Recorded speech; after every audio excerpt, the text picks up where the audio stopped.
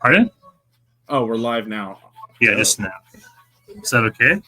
Yeah, no, that's fine. That's fine. I just wanted to give my friend a shout out. The person who drew this art, you're awesome. You know who you are. Oh yeah, do you know what? What's up?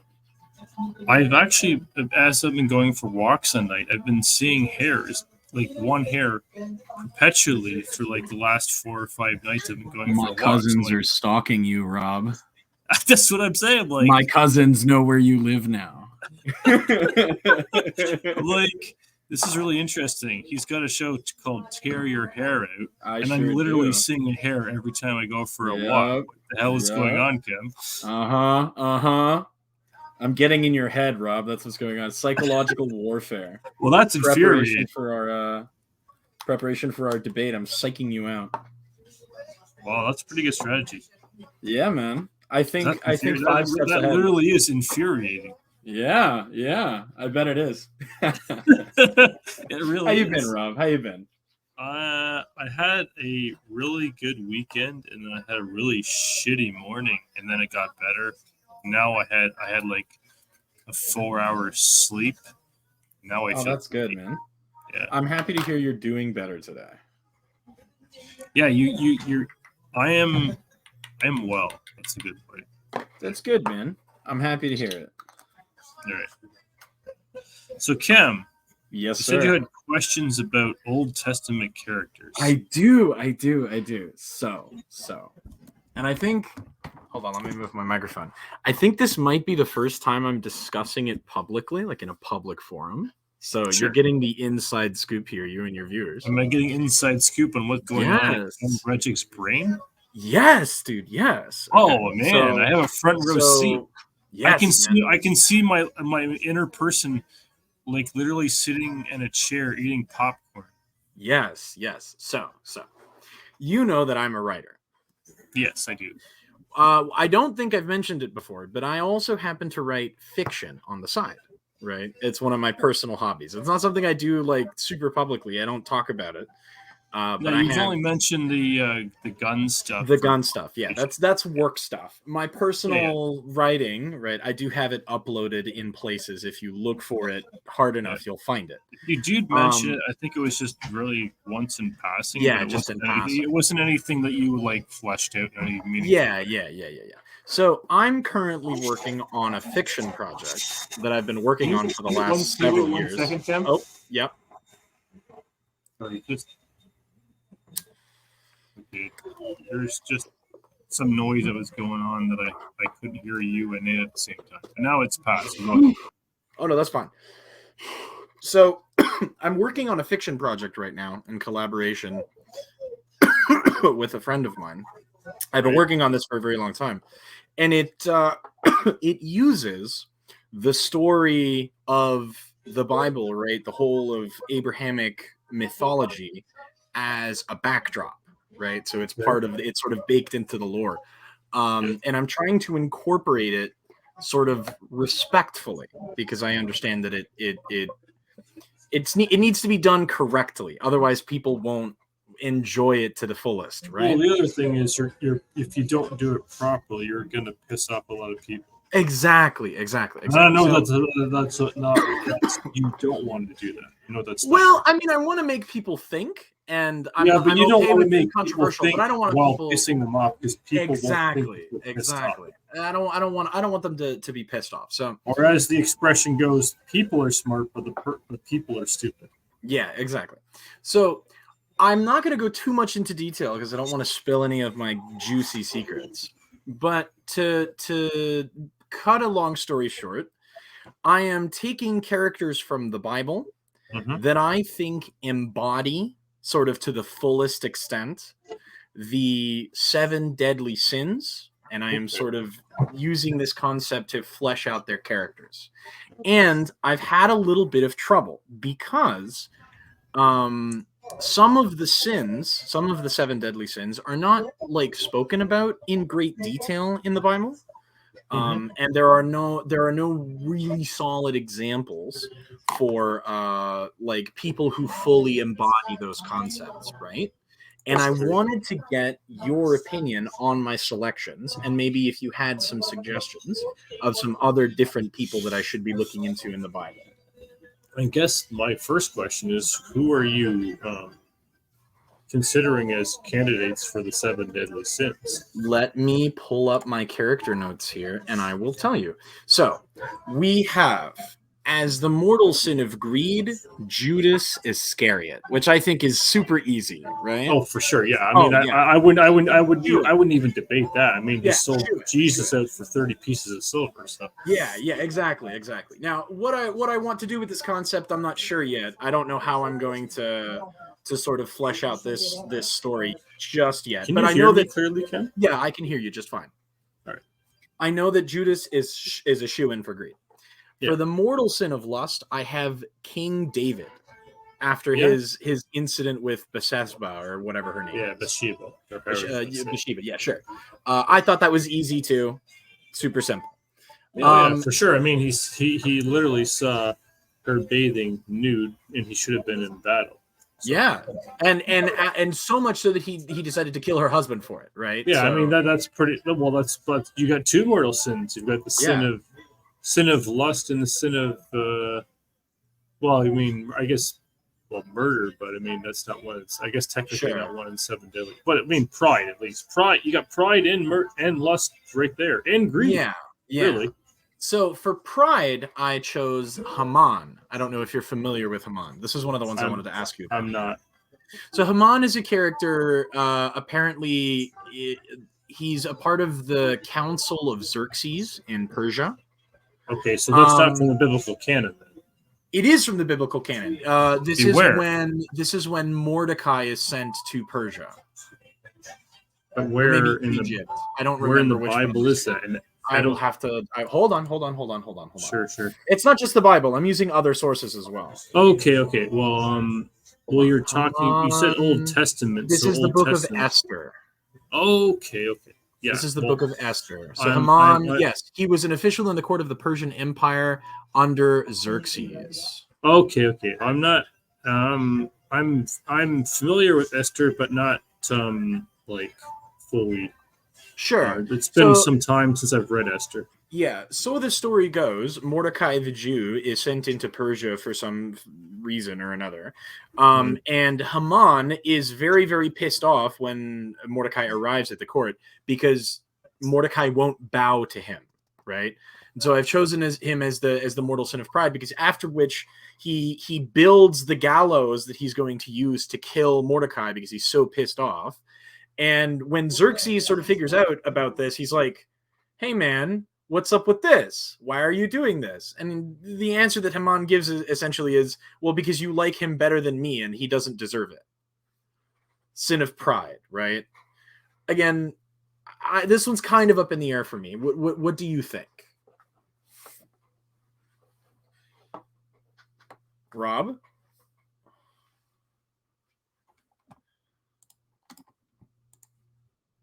Uh-oh. Have we lost Rob? I'm here. Oh, okay. I just muted my mic for a second. Sure. But muted my mic, not yours, Kim. Okay. Yeah. So, what do you think of Haman as the mortal sin of pride? Would you have a better suggestion? Yep, I'd have a better suggestion. Okay. Let's hear. Would you like? How about mortal sin of pride? I would go with.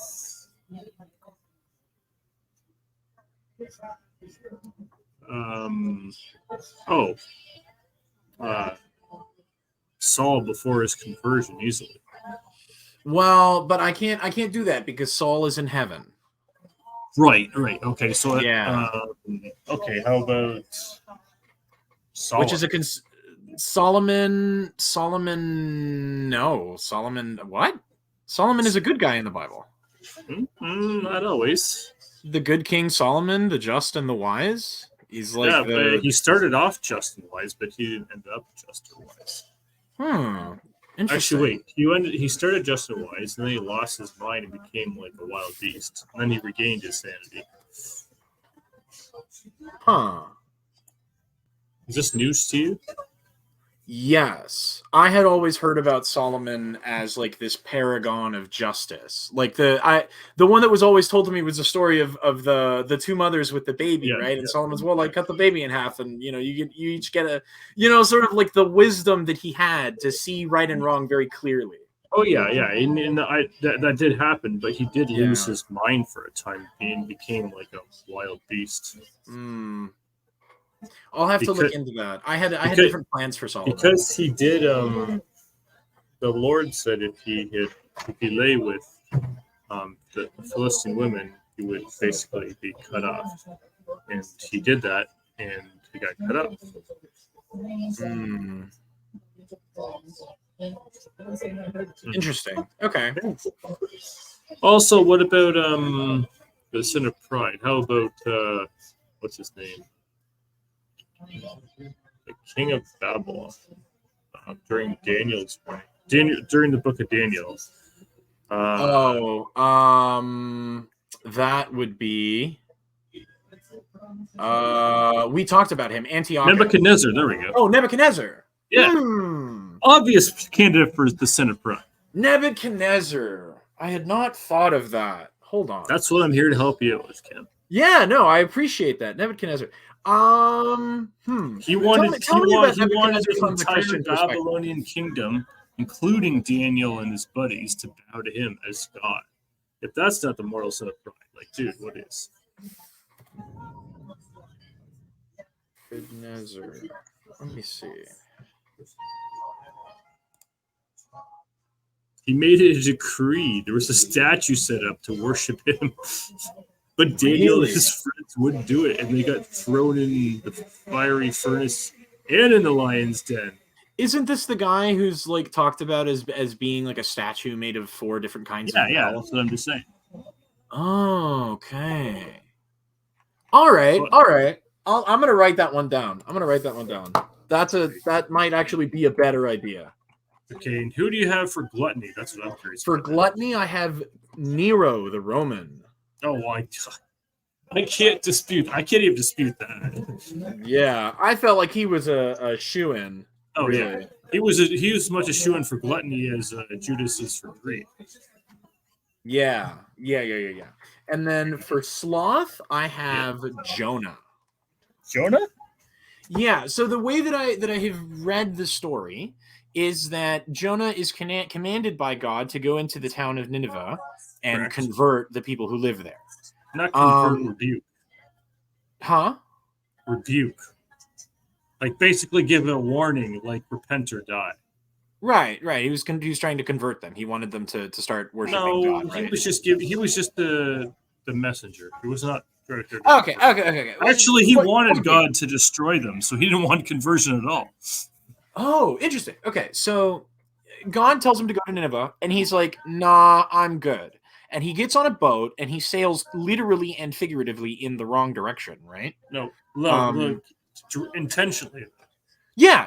Like that's like his whole deal is that he just doesn't care and doesn't want to do it. Right? Exactly. And that's when he gets eaten by the whale, and God's like, "Hey, dude, what the fuck?" And then carries him off to shore, spits him back out. It's like, go to Nineveh, and he's like, "Fine, whatever." Yeah, right, so but he's like super lazy about it. He's far and away the most reluctant prophet of any prophet. There's no question about that. Yeah. There aren't many explicit references to sloth as a sin, though, and so this is one of the ones I'm kind of like nervous about.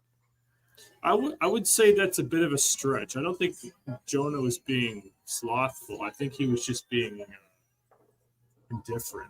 I don't know if it's the same thing. Okay. Would you have any better examples of people who were like slothful? Yeah, the Greeks and Acts. There were people who literally sat around all day arguing about like philosophy. They literally sat on their hands and knees all day arguing about philosophy. It's in the book of Acts. The Greeks. Yeah, but I'd need a specific person. Yeah. Yeah. Somebody who the Bible seems to hold in like great disdain. It unfortunately doesn't give a name. It just says the Greeks generically. Are there any like notable Greeks in the Bible that I may not have heard of? They talk a lot about Persians. I know that the New Testament mentions Greeks sort of in general. Yeah. Oh, Felix. Felix the governor. But yeah, I don't know. Sure, I'm not sure if he would be considered slothful. He literally told people not to bother the early Christians because they might find themselves fighting against God. So he displayed wisdom, which probably indicates he wasn't lazy. He was he was like the governor, like he was the governor of your state.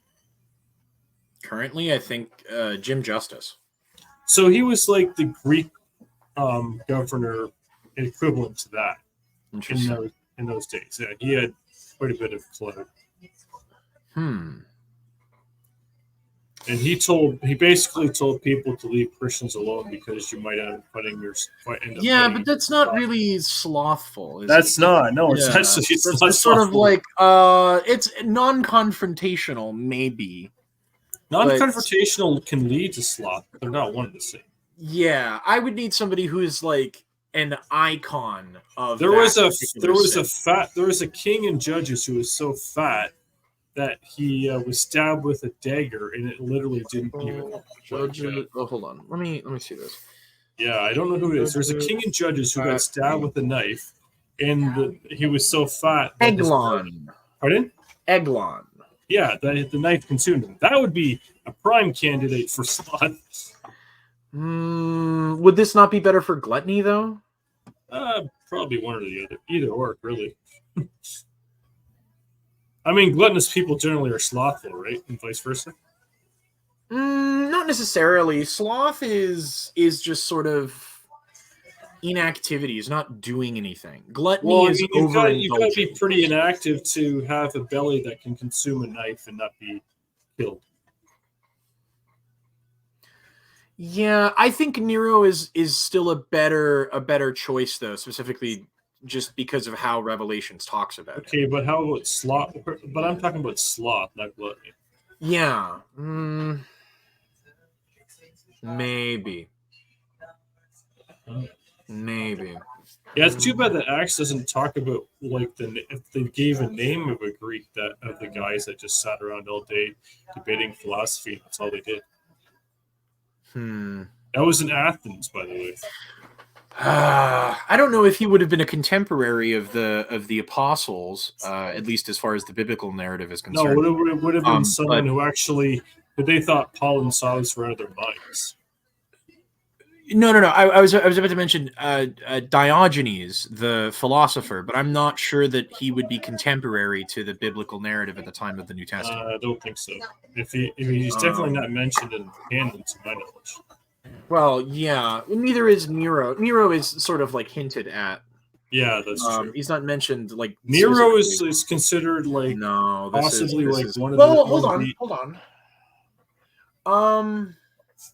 Diogenes died in 323 BC, which is well within the time span of the narrative, just not at the time that they would have spoken about him. Because the New Testament happens, especially Acts, this is all either during or immediately after Jesus' death, right? Like chronologically. 400 BC is that post-exile? I have to look at a chart. What date? This is like 400 BC. BC? Yeah, before the Common Era. Yeah, I know what that means. Bible. Jesus ushered in the Common Era. No, he did not. He died either slightly before or slightly after the cutoff date. How does that even make sense? I mean, the calendar is based on his own life, so I don't understand. Yeah, but I mean, if you're still using BC and AD, but most people don't. You don't? No, BCE, CE, Common Era. So what is it? We're 2024 Common Era or AD? Yep. CE. You're confusing me now. Yeah. Hold on. Let me double check. No. Yeah. Biblical literalist chronology. Here we go. AM. No, this is a Masoretic date. I can't use this. Oh no, I can use this. Okay, hold on. No, I need in the hundreds. In the hundreds. What was happening around 400 BCE in the biblical chronology? Okay. Okay, so Diogenes would have been a contemporary of several people mentioned in the book of Nehemiah, and some people mentioned in Ezra. Jadwa, Jonathan, Joadiah, Joai. I don't know how to say that. Eliashib, Joachim, Jeshua. He would be contemporaries of these people. So maybe Diogenes. But Diogenes wasn't a slothful person. He was just a cynic. He was an extreme cynic, which is kind of based. Slothful people, Rob. Slothful people in the Bible. Oh, this is tough.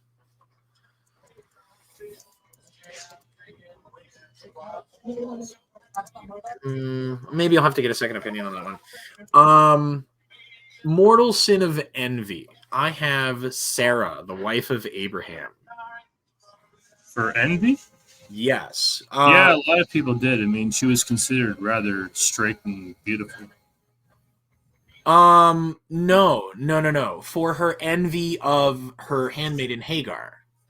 Oh, right, because yeah, Hagar was young and fertile. Yeah. Whereas Sarah was she wasn't infertile. Age. Well, she wasn't infertile. She had a child at 90 actually. That's Isaac. Right. But she had struggles with fertility. Like she just had trouble having children. Well, that's pretty normal for someone at her age, especially. Yeah. Would you have anyone that would more? I'm concerned about that one. I feel like that's a kind of envy that people won't be able to like. Oh, I got a good contender for envy for you. Sure. King Saul for David. The one because the ladies were coming. Saul kills the thousands, but David. But Saul goes to heaven. I mean, Sarah is. I think she. I don't know that we know that Saul goes to heaven. Well, you said he was redeemed, right?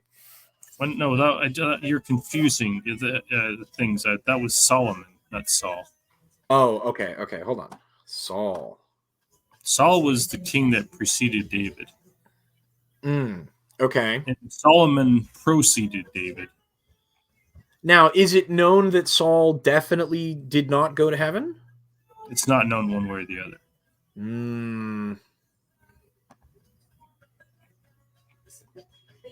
And he would be his envy is of David's military prowess.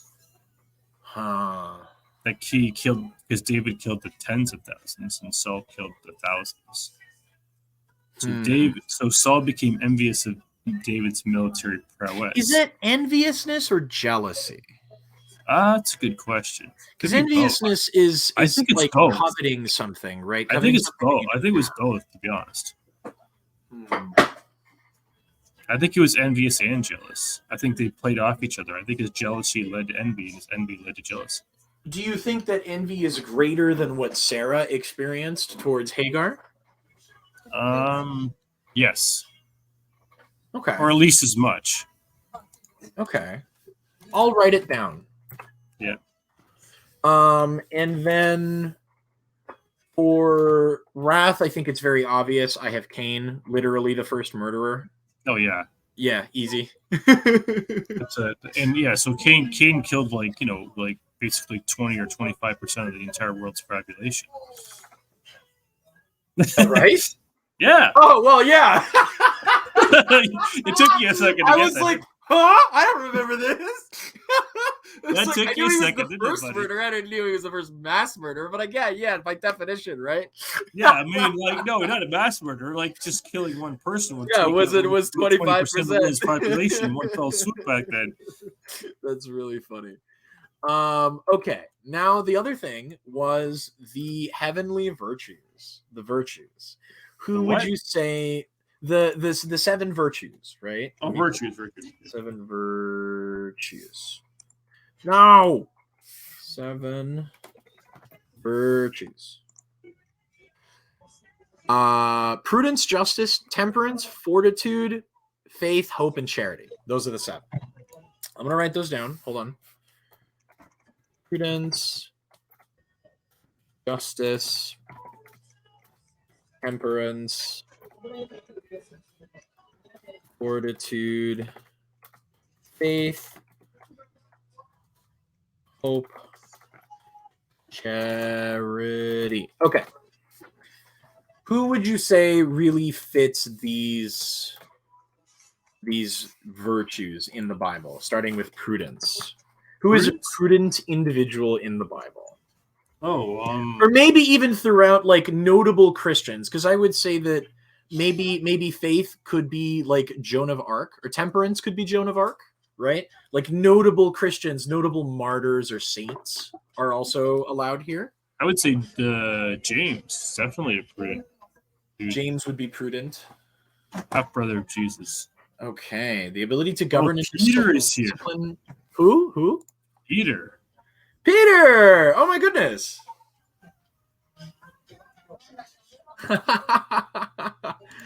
What's up, my dude? Peter. Peter? Uh-oh.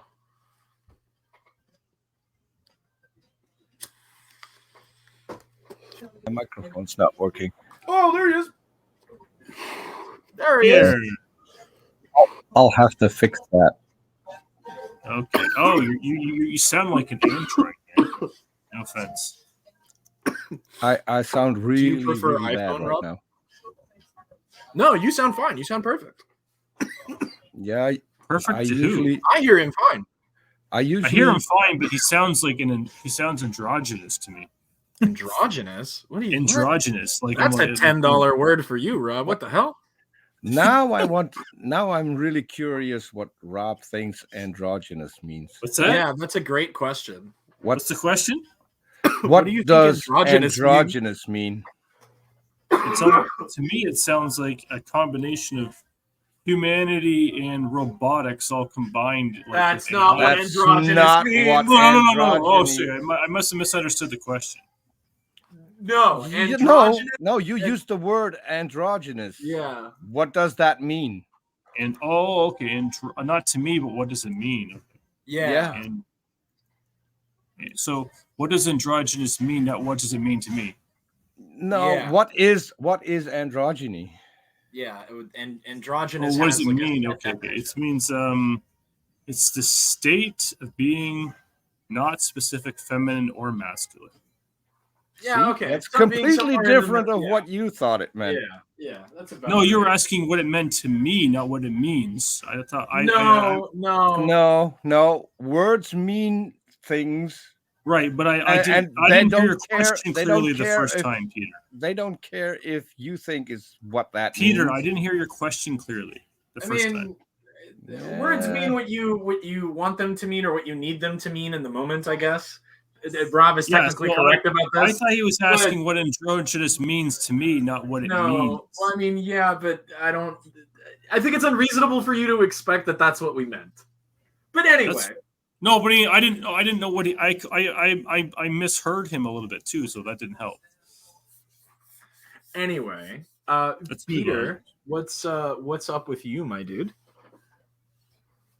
Okay. Is this working? Jimmy? Yeah, you sounded fine before. I can't make it. You're a little muffled now. I'm just used to having my voice go. OBS. But I mean, like, if your voice sounds neither masculine or feminine, then it would. I just finished my show with Arn and then changed the scene collection in. Yes. And it's like And then 2:07 a.m. in the Netherlands. Why didn't you go to sleep, man? because I Peter just well said I enough. just finished the show with On Raw. I was working. Yeah. I do a show every Sunday. Okay. This guy doesn't sleep, Rob. I know. Oh yeah. See, he's a robot. I told you. And He's proving my point. hey, no, give me one reason, Rob. When I'm in the Netherlands, how is it impossible for me to be on U.S. Central Time? Because I No can one do said you that. were. No one said you were. I'm free to choose to be on a different zone. Don't give a shit if anyone else is awake when I'm awake or asleep when I'm awake. I don't care. Okay. What's your Because there's point, no Peter? one here anyway, because that's why we moved into the woods. So there wouldn't be. God, the dream. I want to move Peter, are into you the in a woods dream right now, and man? scream at 2 in the I am- morning.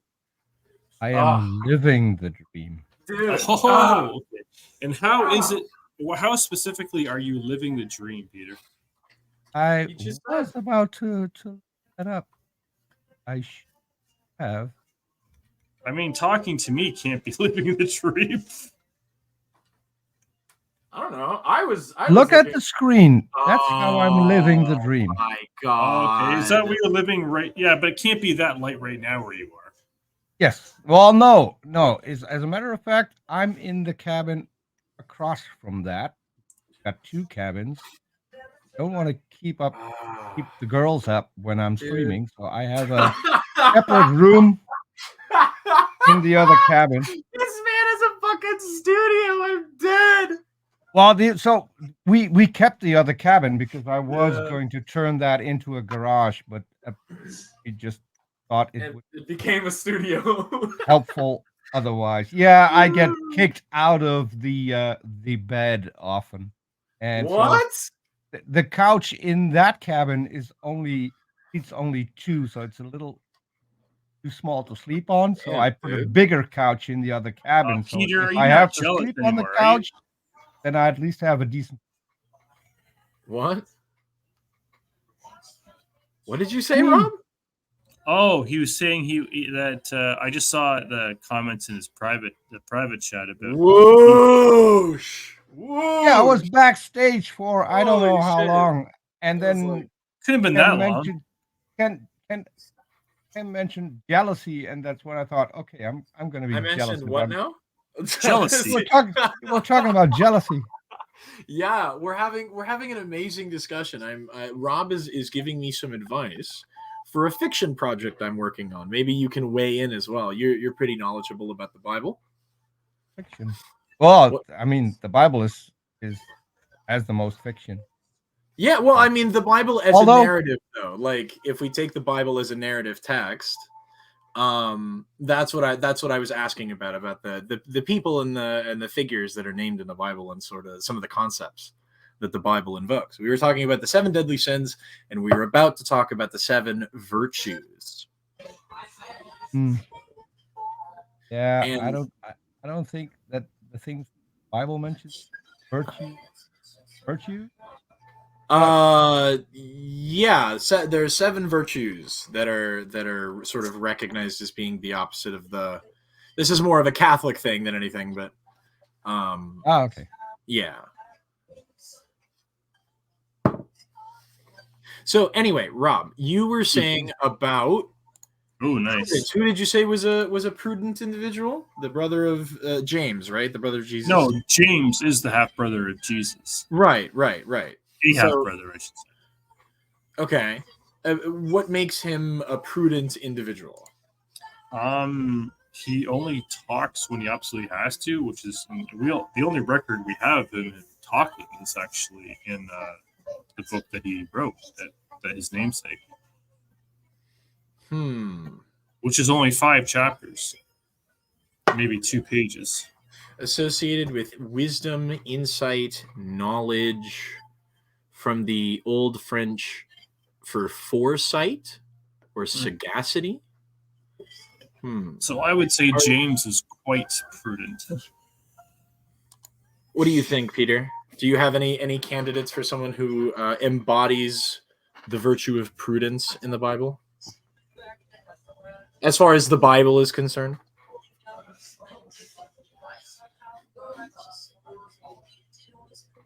No opinions from Peter. Okay, I will write that one down. Do you have any other candidates, Rob, that I would be able to examine? Jude. He literally has one chapter with his Jude? namesake, and he's also a half brother of Jesus. Okay, let's look at Jude. Really, one chapter, one page. Trying to get my audio straight. It's still not working. So. Oh, I'm sorry about that, dude. So on prudence, I'm curious. You didn't hear what we were talking about before Arn went live, right? You didn't hear any of that? No, because we were discussing things and somehow we talked about movies, and there's a movie called Sweet Prudence, The Erotic Adventures of Bigfoot. No one should watch that. Whoa! What did you just say? Yeah, no one should watch. Just drop an info hazard into the chat, bro. What? I mean, no. So Arn, I have a friend, and I I got him on Arn's channel. This is a guy who's so incredibly intelligent that his resume has an index, because otherwise you couldn't keep track of it. But so he's one of the people who created the one of the corona virus. What the fuck is this fucking movie, Peter? Why did you say this? He has the same weird, stupid sense of humor that I have. And we were talking about Bigfoot one time off air, and he mentioned this movie, and I was dumb enough to go watch it, and traumatizing. It is traumatizing. Dude, this is not okay. Bad. There's nothing okay about this. Bad. Who greenlit this, bro? It's really bad. That's what it is. Title cover. Rob, do not look at this. Do not look at this. No. If you do a Google search, Christian mind. If you do a Google search, make sure you don't look at the pictures. Oh my god. Well, you could look at them if you're a furry, I guess. No. Do not pin this on my people. Do not pin this on my people. We are not okay with this. Furries are not okay with Sweet Prudence and the Erotic Adventures of Bigfoot.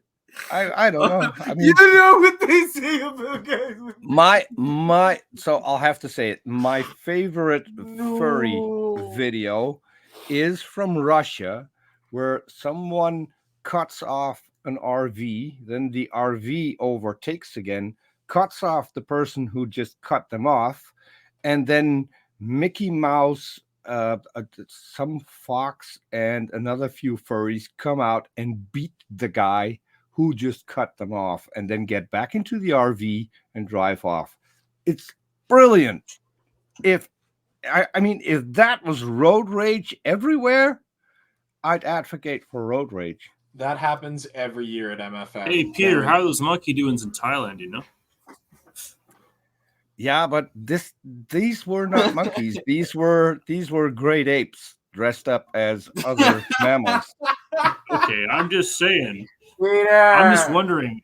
Sorry, that's a little random. I had to get that in there. Oh, come on. That was a little from a previous show with Peter and Kem, where Peter showed us a clip from YouTube about these monkeys in Thailand. Oh, yeah.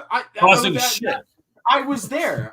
Yeah, I know. That's why I said you were there. But I mean, Peter was the one that showed it for us. Yeah. So Peter showed us a clip during a stream where you see these monkeys in Thailand, like basically pack animals, like just throwing shit, blocking people, jumping on cars, jumping on people's backs. It was crazy shit, man. That's wild. Well, they are wild animals. So. Yeah, literally. Quite literally. All right. I just thought it was something. It looked like I was watching a sci-fi movie in real time, in real life, man. Jeez. So, for justice, who would you say embodies justice? I had planned Solomon for this one, but it seems like you would disagree. I would. Okay. Who is better with justice?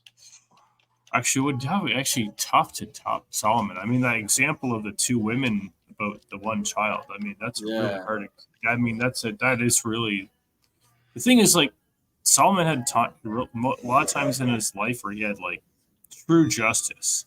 Other times in his life where he was the farthest thing from just possible. So, I think it had in context. If you look at that one example about those two women, who and they're just in the dispute is who's the mother. And someone and Solomon says, give me a sword, I'll cut it in half. One, you can have one half, and the other can have the other half. And then one woman says, no, give it to her.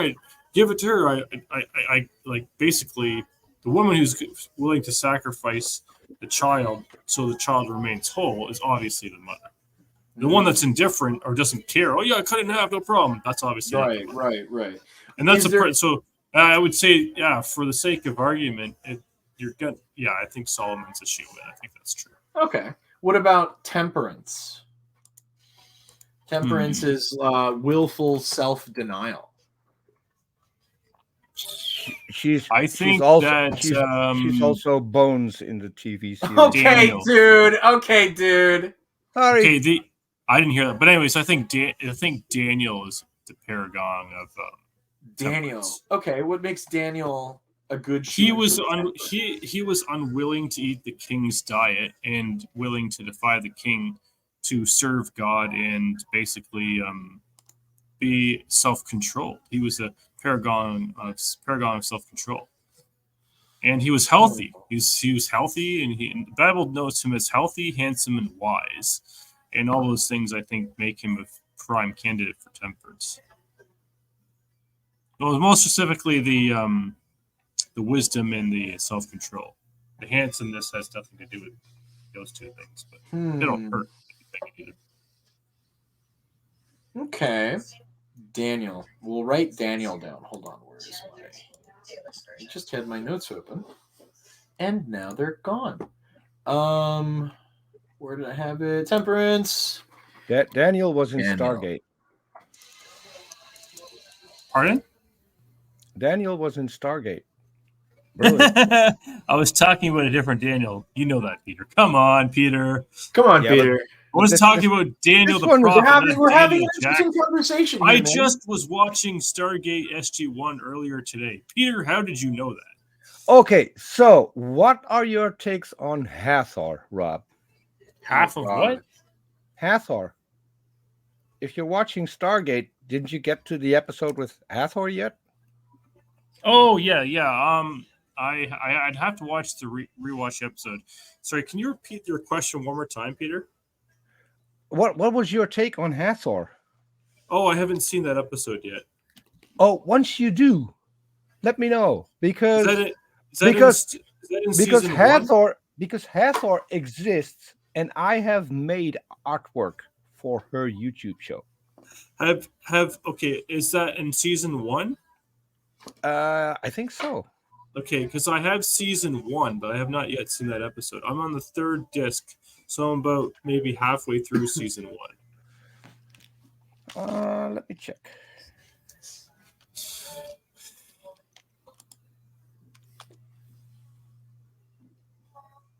I should be able to find this.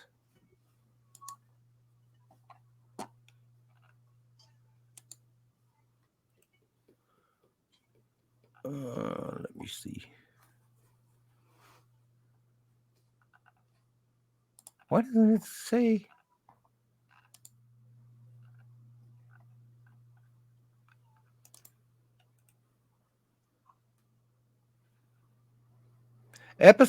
Series 1, episode 14.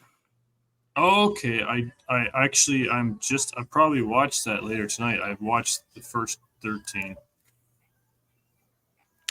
So she and I have communicated in email. She has mentioned me on her show and showed my artwork, which was one of my bucket list things. Talking to the actual goddess Hathor.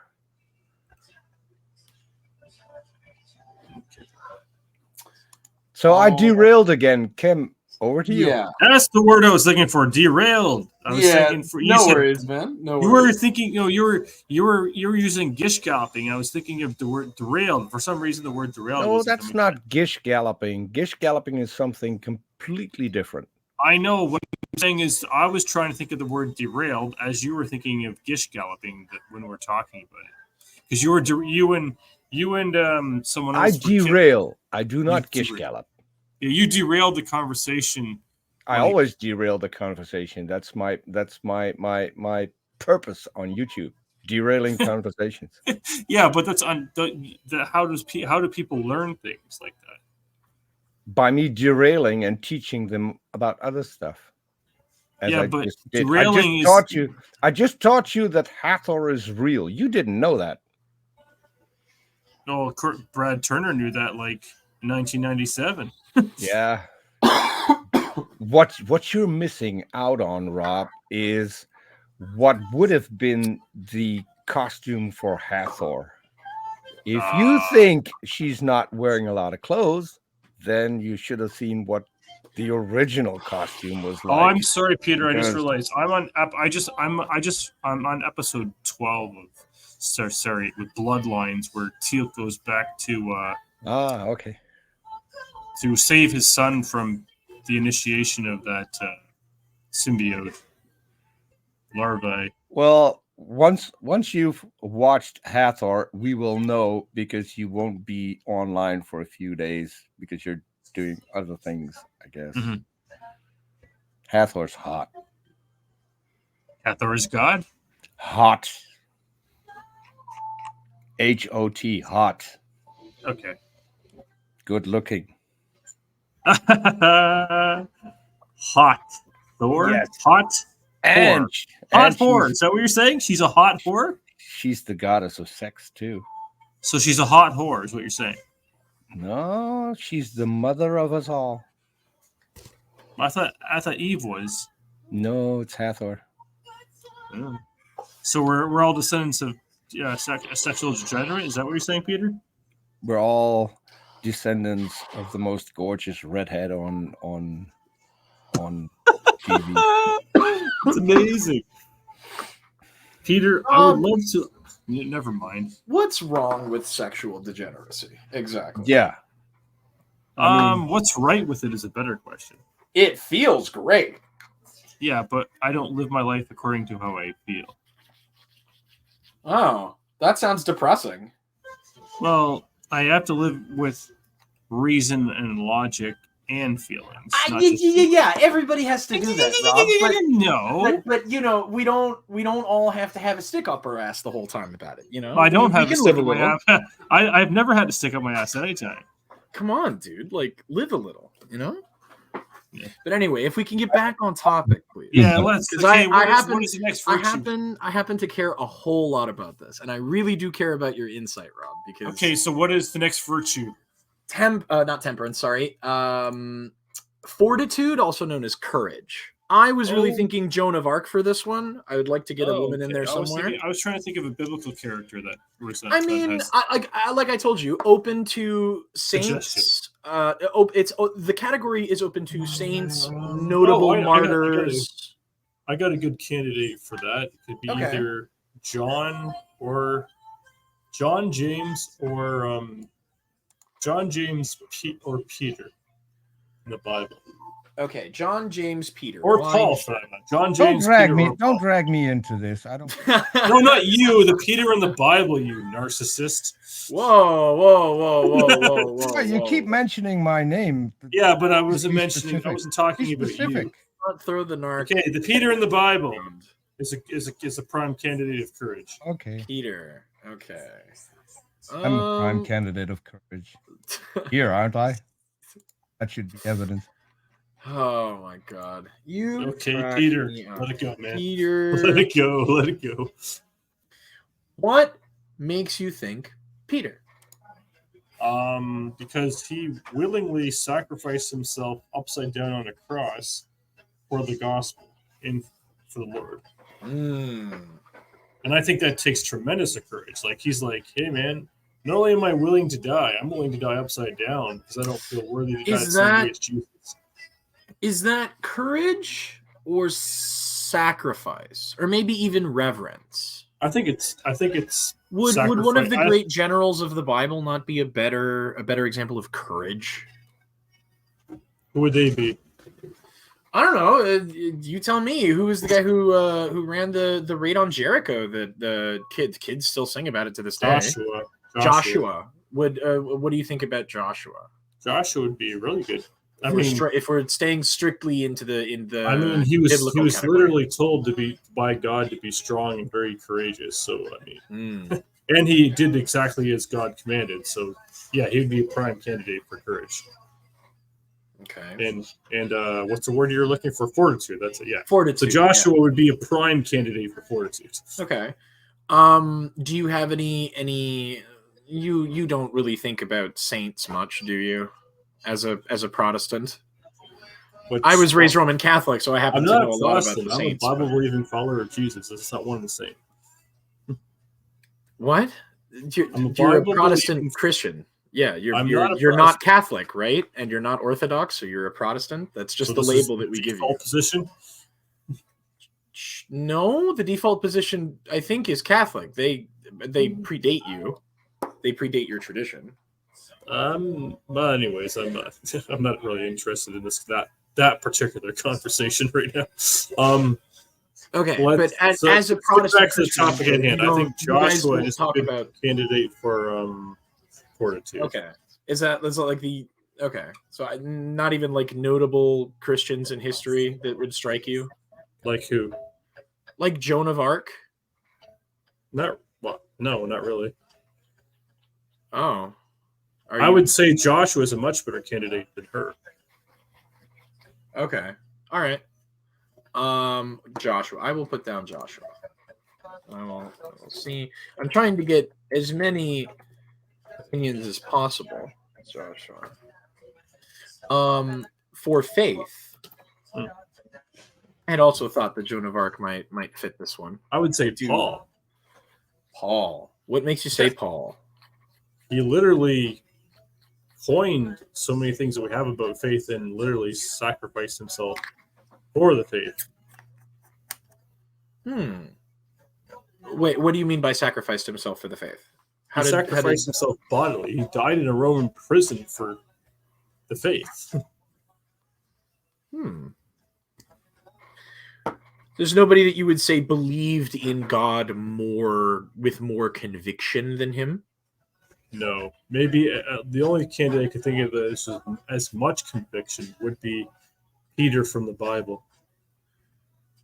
Nobody in the Old Testament that strikes you as particularly faithful? Abraham, Moses, Joshua, Daniel. I missed it. Who did you say died for the faith? Pardon? Paul. Paul, yes. He How did Paul die for the? He died in a Roman prison. Yeah. Well, correct. Well, I mean, that's what Rob is telling me. I'm not. I don't have it. Well, that's what the Bible's. I just mean that I'm not the one. Like, I'm asking the question and you answered it as Paul, so I just assume that you're telling me the truth. I'm not. I assume that you know the Bible better than me. So even if he died in a Roman prison, he didn't die because of faith. He died. Well, he died for the faith. Yeah, he died for the faith. How did he die for the faith? Oh, that's a good question, Rob. Actually, how did Paul die for the faith? What about his death would you characterize as having been for the faith? He gave up everything. He left. Yeah, he gave up everything to follow Jesus, and there was nothing he wasn't willing to do for the faith. Yeah, so he went to prison, but that didn't get killed. I would say that being persecuted for your religion is a pretty persecuted for the faith. Yeah. Sure, he was persecuted, but he didn't die for it. That's what I'm saying. Oh, okay, no, that's true. Which was your claim, which isn't true. Okay, well, anyway, I think maybe not according to the Bible. James was literally thrown off a cliff and died for the faith. Well, that is all of that is part of the Biography, Bible that we cannot verify. So whether or not that even happened, no one knows. We've got hearsay that something like that happened. Okay, But well, we don't know. so far, You can't. so far, biblical scholars agree on one thing: none of Jesus's disciples was killed because they were his disciples. None of them. And that includes Paul. Hold on, Peter. I'm asking about the Bible's perspective on these things, specifically the Bible's narrative. I actually do care what the Bible says specifically, and not necessarily what the historical record says in this specific case. So do I, but then we have to take into consideration that we have no first-hand accounts on any of them. In the Bible? Even in the Bible. The whole entire New Testament is written anonymously. We have no clue when it was written, by whom it was written, whose stories they were writing down, because none of that is mentioned in the Bible. The only things we can verify are Paul's letters and parts of Corinthians. That's it. What do you mean by verify? That was actually written by Paul. No, I don't care who wrote it. That's not important right now. None of it is important. No, but it is important. It is important to order to know that the Bible is just telling you hearsay. Yeah, that's fine. Fact. That's fine. I don't care about that right now. I'm asking about the narrative. Okay. I'm asking about the narrative as the Bible portrays it, because I'm not super well versed about it. As Rob said, I'm taking the Bible far too. I actually look at. Actually, Rob, Peter brings up a very good point. Which is, we don't know how Paul died according to the Bible. Pope Clement I the Bible indicates that he died in a Roman prison. Indicates. Church tradition. Let's see. No, the Bible itself indicates that Paul. Yeah. That's what I'm looking at. I'm looking at the traditional answer for this question. And there's First Clement. This is a bunch of Roman Catholic stuff. Yeah.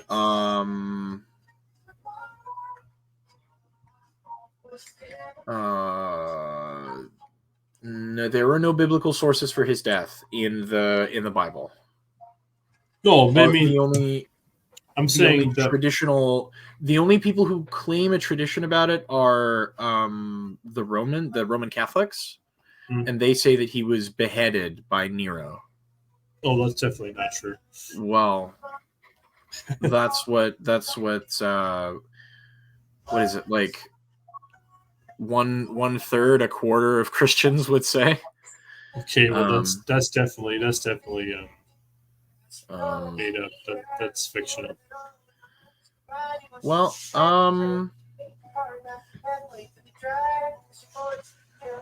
okay. So who? There is no record to indicate that he died by beheading from there. That's just what the Catholics say, man. I'm not making the case for it. Okay. This is all I can find, is what I'm telling you. That there's like liturgical things. There's letters by Clement. There's like the apocryphal Acts of Paul and Peter, which are not books that you would consider canon. So that it just I don't know that Paul is a good example here. So we don't know how Paul died exactly, and so I don't know that it would be responsible to say. Think about someone else for the faith then. How about James? James. Didn't we all write? We have already used James. Peter. Peter, Paul, James. What about John? Which James? Because there are two. Oh, the half brother of Jesus, the one that was supposedly. There are two brothers called James in the Bible. Okay, one is a brother in Christ. The other one was brother of Christ. They make up a lot. Who's the brother in Christ then? Oh, I mean, I don't know every verse by heart. Do you? No, I do not. Oh. I just know. again, open to Old Testament saints, notable martyrs, any other faith. I want to get as many Isaiah. options as possible. Isaiah. Okay. So we have the other James, the other, or you said Peter as well, right?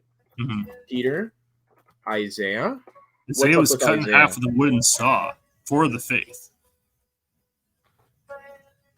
Oh, okay. Let's look up the story of Isaiah. I got a weird one. The daughter of Jephthah. Isaiah. The daughter of Jephthah is one who actually died. Wait.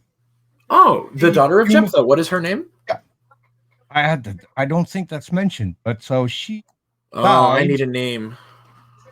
She was a human sacrifice that God needed. That Jephthah win. Oh. Oh, now I know who you're talking about. Yep.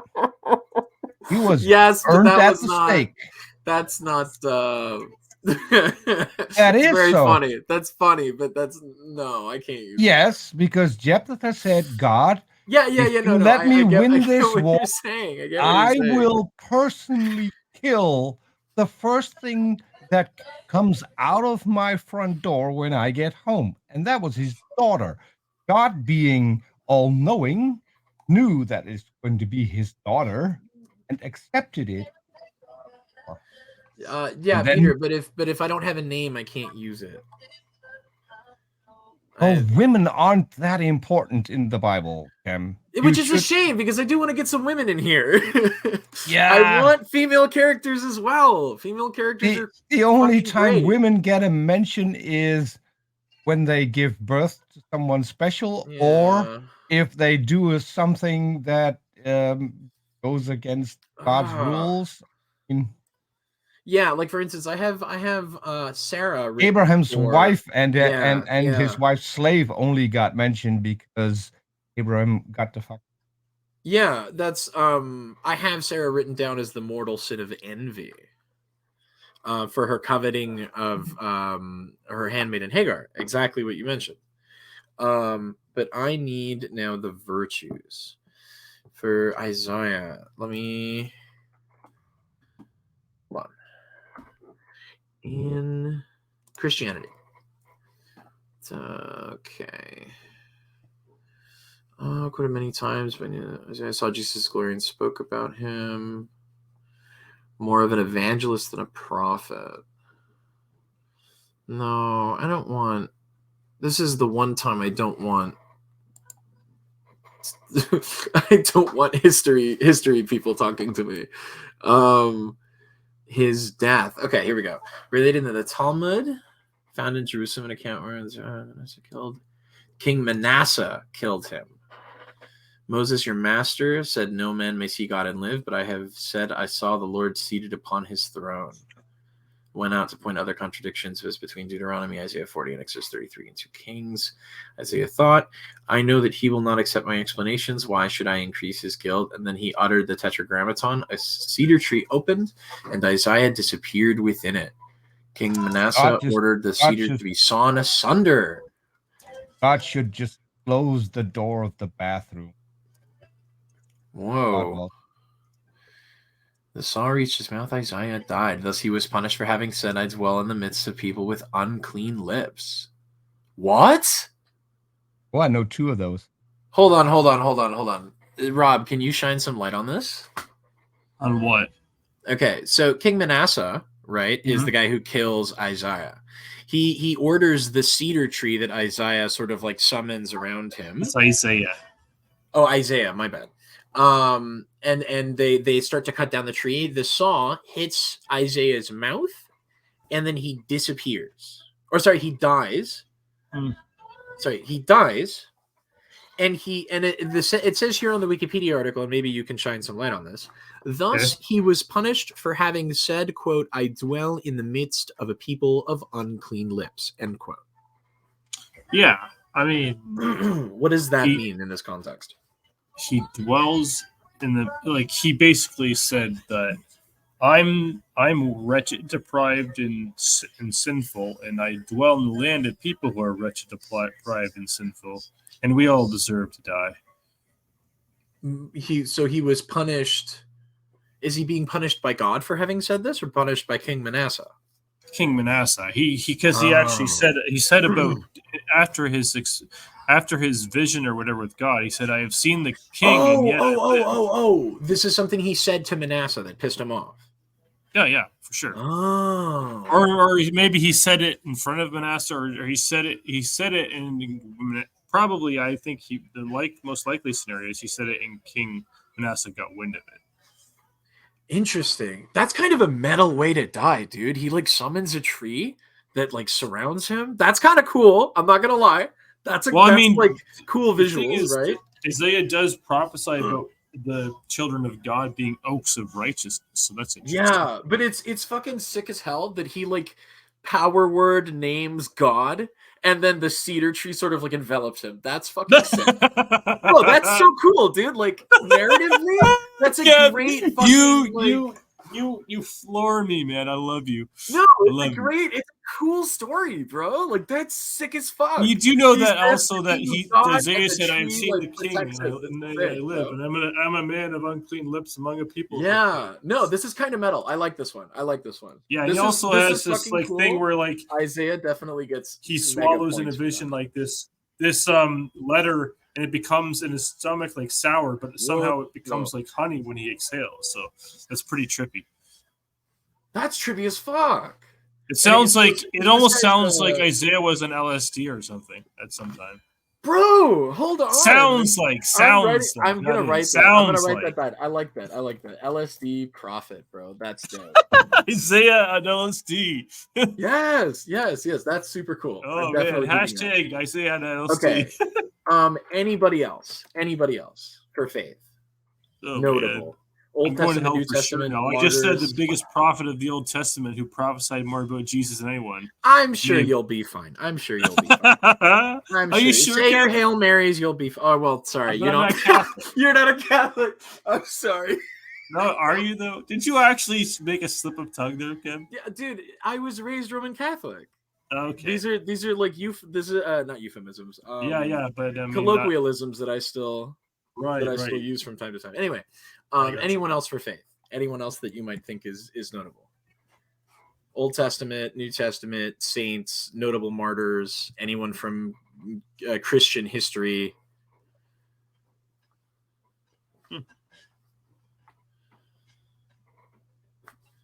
I'm gonna jot down Joan of Arc.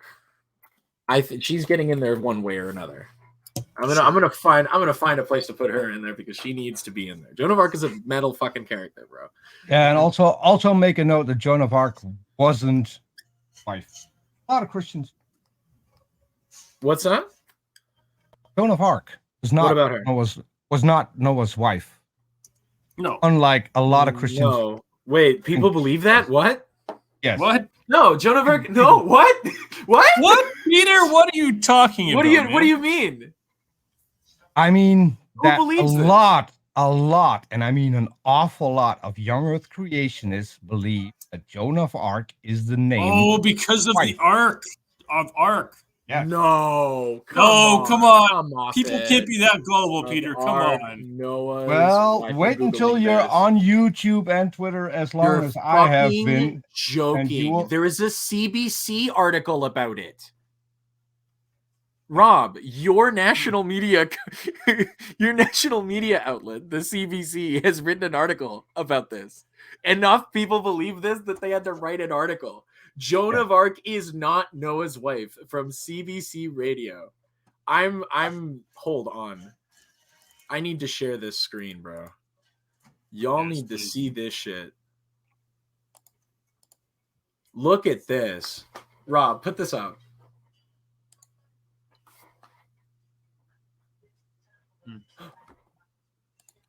Let's see. Put this up on the screen, dude. Look at this. Oh my God! What the people? fuck? What the hell are? I mean, what the? I don't. what the hell? 12% of Americans are under the impression that Noah is married Because to it says Joan of Arc. Because she's Joan of Arc. So she's with Noah of Arc. Like, what the fuck are people thinking? This is what you learn if you talk to enough Christians. Whoa! I honestly the Dutch didn't are think 4 people could times be less this likely than naive. America. Dude, the Dutch winning every single day back to back. Look at that. Let me look at this. Dude, check this article from the Los Angeles Times. This is the article they're citing. The Dutch are 4 times less likely than Americans to believe in miracles, hell, and biblical inerrancy. Whoa. I mean, the Euro does not trust in God, but here is the paradox. Oh, although Americans are far more religious, they know far less about religion. Yes. What? U.S. Catholics and evangelicals and Jews have been lamenting some time from a crisis of religious literacy in their ranks, but the dangers of religious ignorance are by no means confined. Oh, can you hold on a second? Oh, yeah, my bad. The dangers of religious ignorance are by no means confined to those worries about catechizing their children or cultivating the next generation of clergy. When Americans debated slavery almost exclusively on the basis of the Bible, people of all races and classes could follow the debate.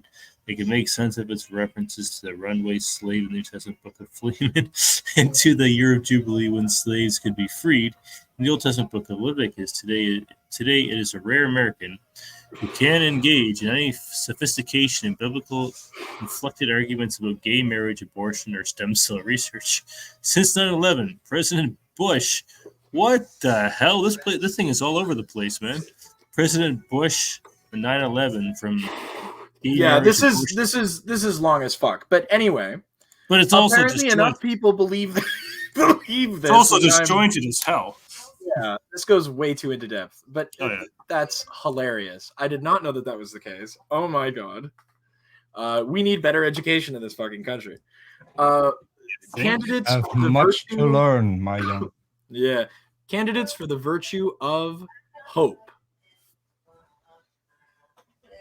Utopia Buster's in the chat, dude. What's up, dude? Welcome. Utopia. We are talking 7 deadly sins, 7 heavenly virtues. Okay, I want to hear your candidates for the virtue of hope. From Old Testament, New Testament, saints, notable martyrs, notable Christians of history. Yeah, I could go full Dutch and say that the virtue Sodom and Gomorrah. Are you serious? No, this is a serious thing. Sodom and Gomorrah were 2 cities that were actually married. Oh my god! No, I have had that. I have people that told me that too. That's insane. That some people believe that 2 cities got married, Peter. I think they don't. They don't know that those are cities. Well, then they're ignorant as hell. Yeah, I don't think which doesn't narrow it down much when you get to younger. I don't think there are as many people who read the Bible as there are people who claim to be Christian. I think just too many people don't read what they say they believe in. Right? I know. Well, Rob, to answer your question, how can people not know about evolution enough to conclude that it's a fact and to know that it's actually happening in front of our eyes? That's a similar question. Yet here you are. I can't speak for everybody else. I can only speak for myself. No, but you still don't believe it when both Cam and I and other people have told you that you can observe it. Well, I mean, the last discussion. Peter, hold on, guys, Cam, hold on. This is getting off topic. Okay, well, it is getting off topic, but I just want to respond briefly to Peter. I did agree that the Bible is off about insects only having 4 legs. Did I not? Oh, did agree? Pardon? Yes, you did. And anything else that you said that was unscientific that the Bible said, I agreed that it was off there, didn't I? Well, we haven't gotten through everything yet, but... Okay, everything that we've discussed so far. Yeah. Because we should famously cover Genesis. But yeah. We'll do that at a later But date. anyways, we got to get Can back we to the please topic at hand. finish the? I need Yeah, two Cam, more. go for I it, need man. Yeah, two more. go back. And then to you Ken guys, because- I will hop off, and you guys can have your No, conversation. don't hop off. I didn't need these join- two. Por favor. I didn't join to Why? push you off the Utopia Buster. screen. Utopia That's Buster. awesome because I want to encourage. You're a hare and you want to jump off. I want to hop off exactly. Utopia Buster, you are totally invited to hit me with your suggestions for somebody. Like I said, in the Bible, New Testament, Old Testament, saints, notable martyrs, notable Christians of history who embody the virtue of hope. Hope is the next one. Rob, candidates. Peter, candidates. Utopia, candidates. Any opinions? People I should be looking into if I want to build characters out of this? I need to think about this for a second. Hope. Who was a hopeful person? Yeah, man, but like I you've read the Bible, right? So you probably know more about these stories than I do, and you would be able to point me in the right direction. I'm going with so Thomas. I would I'm going with think that- Thomas on this one because Thomas? at least he, Okay. yeah, because at least he had doubts. So to have First one. hope, you first have to have doubt. Interesting. Well, no, if you have doubts about Christianity, then there is still hope. Oh, I see. I don't think that's where Kev was That's going not with where that. we're going. Come on, Come on. Peter. Come on. Yeah. That's But not Kev. to be- It's not to where be- Kev was to going be- with this. Hold on. It's Thomas the Apostle or Saint Thomas? Because there were He was two talking different- about Thomas the Apostle. The apostle. Okay, let's read into this guy. Because we know Outing saints aren't real, right? Saints are not real. mean, we they're have- real to the Catholics. That's No, all I care about. No, we have a saint traveling through the Netherlands. Yes, at this absolutely, point. absolutely. At this point in time, we do have a saint traveling through the Netherlands. And I forgot her name. She's from Lourdes in France, where she famously saw the Virgin Mary. And then we got this puddle that has healing water, and that's why it closed when the corona. Cam, you seen this? Yeah, I'm seeing it. I'm typing it out right now. Okay.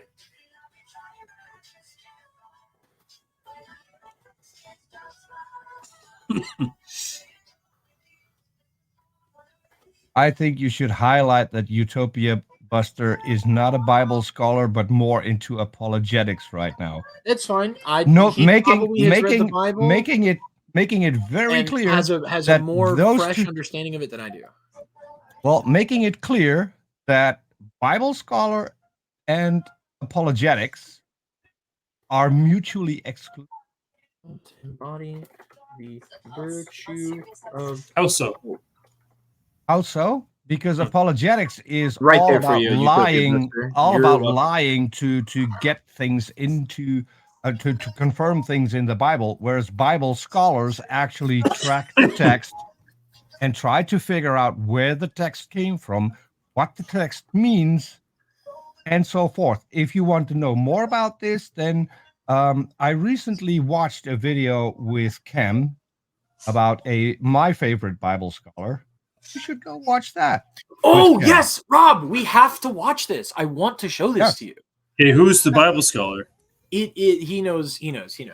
Francesca Stavrakopoulou. Okay, well, you One can, of the best Bible scholars. Okay, Yeah, I like will. archaeologist, historian You type. want to show it now, Kim? No, not now. At some point in the future. Okay, so not if you're extreme. down. No, not right now.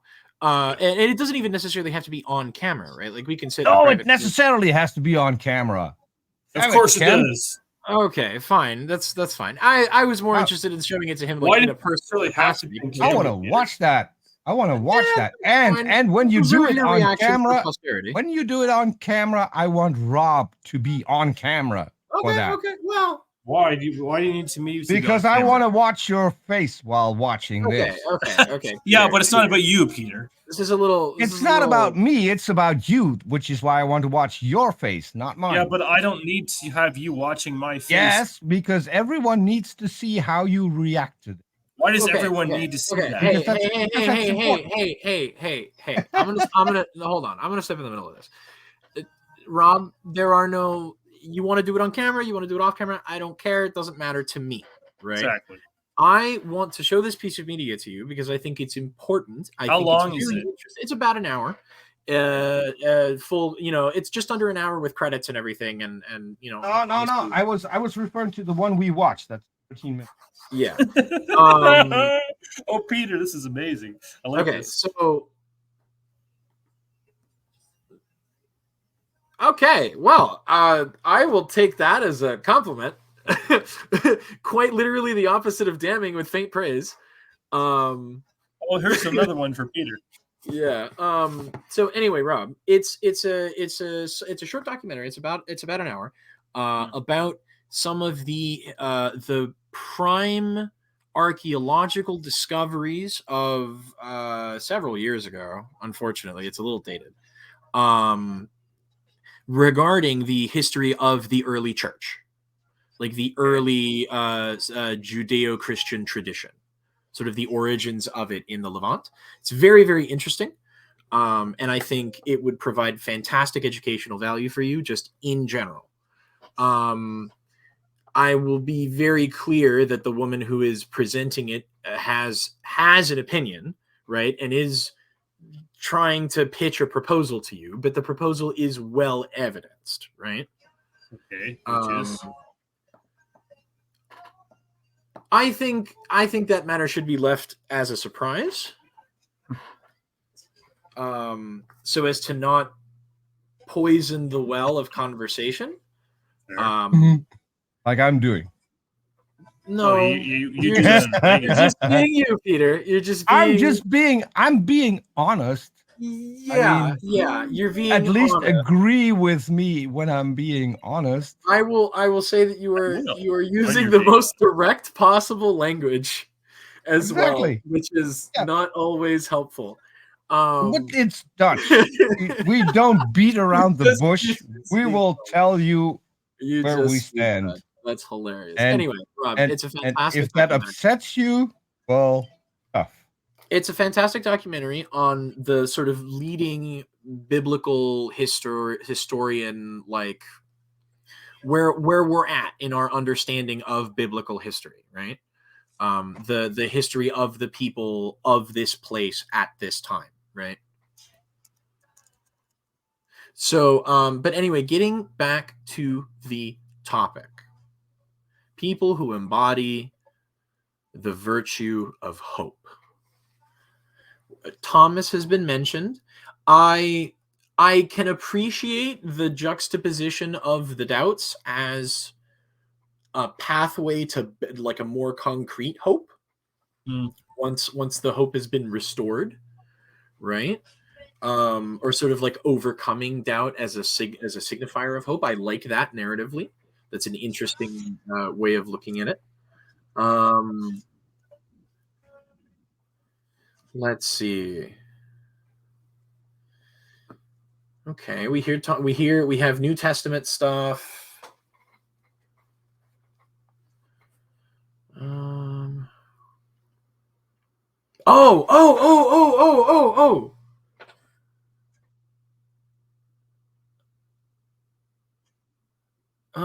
Well, hold on. Jesus says, Thomas, because thou hast seen me, thou hast believed. Blessed are they that have not seen and yet have believed. So maybe not, because Jesus admonishes him for not having the hope previously. Right.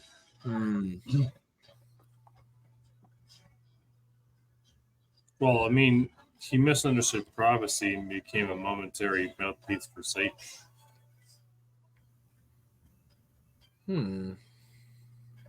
That's a biblical story, anyway. Ooh, St. Thomas in India. Interesting.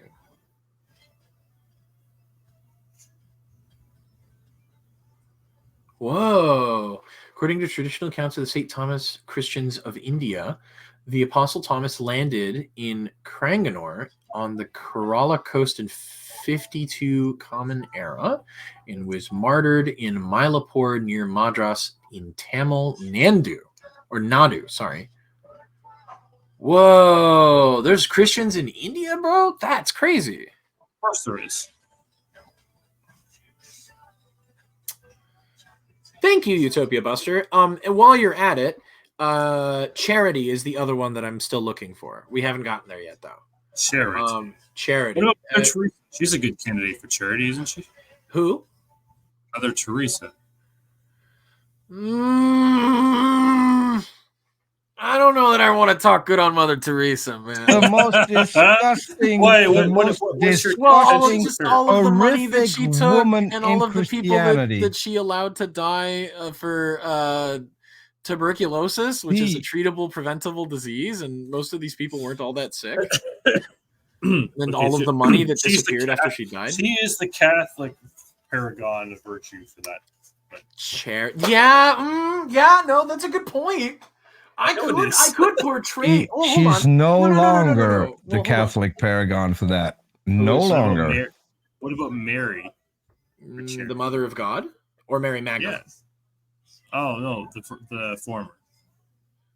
Mary, Mother of God. Oh, that's tough because she's got her own place. Hmm. I don't know And that I she could is- also make her a heavenly virtue. Yeah. Wait. She got a divorce from. Wait, what? She's got her own Joseph? place now. Mary, Mother of God. Well, apparently she's the queen of heaven according to Catholics. Joseph divorced her for. Very funny. Very funny. Well, that was charitable of You- Joseph, right? Wait, Rob, can I ask you a question real quick, just as a weird tangent since Peter brought it up? Mary was a virgin, right, when she had Jesus. Correct. Does that make Joseph a cuckold?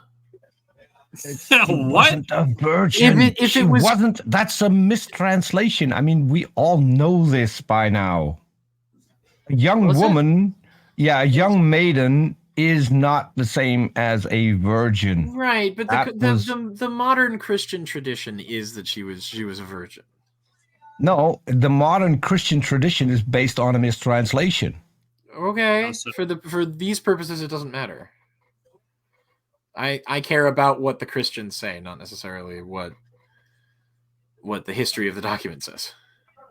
Well, you're being so Christian. You don't care about the truth. You just care. No, about I what the don't. book says. This whole thing is a fiction project. I'm writing Peter. fiction. Peter, just let him. I whole was thing is- being facetious. I just said you don't care about the truth. You just care about what the book says. That's me Yes. being The facetious. book is truth. But it is what you're No. doing. For the purposes of this, Rob, it doesn't matter whether or not the book is true. So this is why I want to talk to you about it. Okay. Because we don't have to disagree. Because I just want to know what you believe. Sure. Maybe Mother Teresa for charity. I can narratively I can understand portraying Mother Teresa as the church would want her to be portrayed. Or rather, like that is her place. Like she very clearly has this place in the theological like tradition. But I could also at the same time portray her in the reality, right? That would be a cool narrative juxtaposition. Mother Teresa.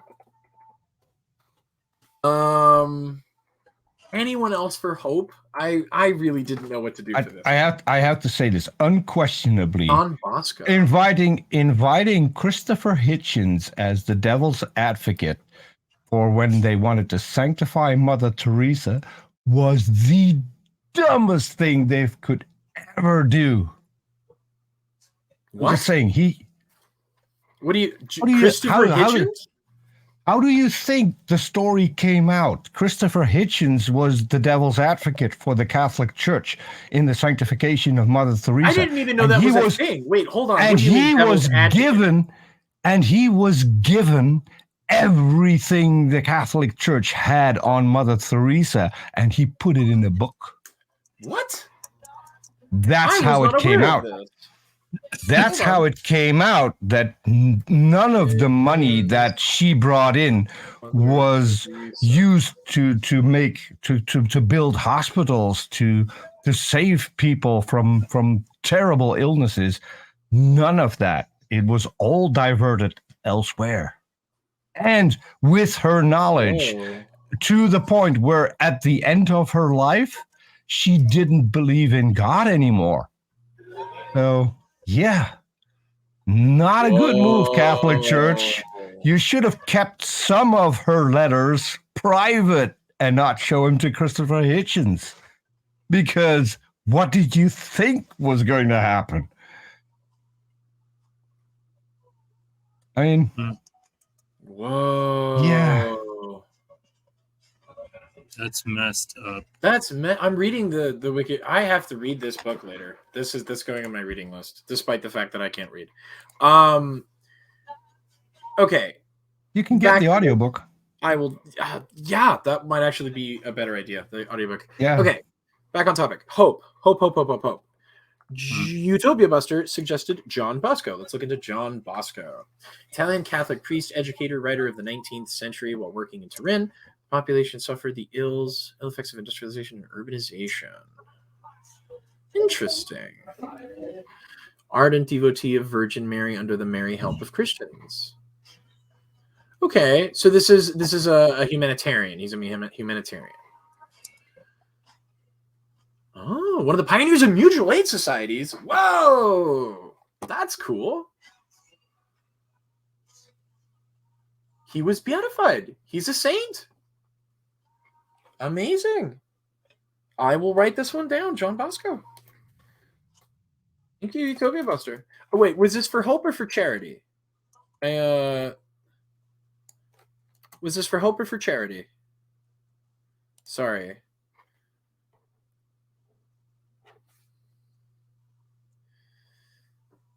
You didn't write it down. Which one? If John Bosco, like me, was polyamorous, he could do both hope and charity. Oh, okay, man. Yeah. I mean, John Bosco specifically, your suggestion, I like it a lot. Which one was it for? Was it for hope or charity? I like this guy. I can definitely look into this more, and maybe I might write him in somewhere. This could be fun. Rob, any other suggestions? Hope, charity? Peter, any suggestions? Hope, charity? What about William Wilberforce? William Wilberforce.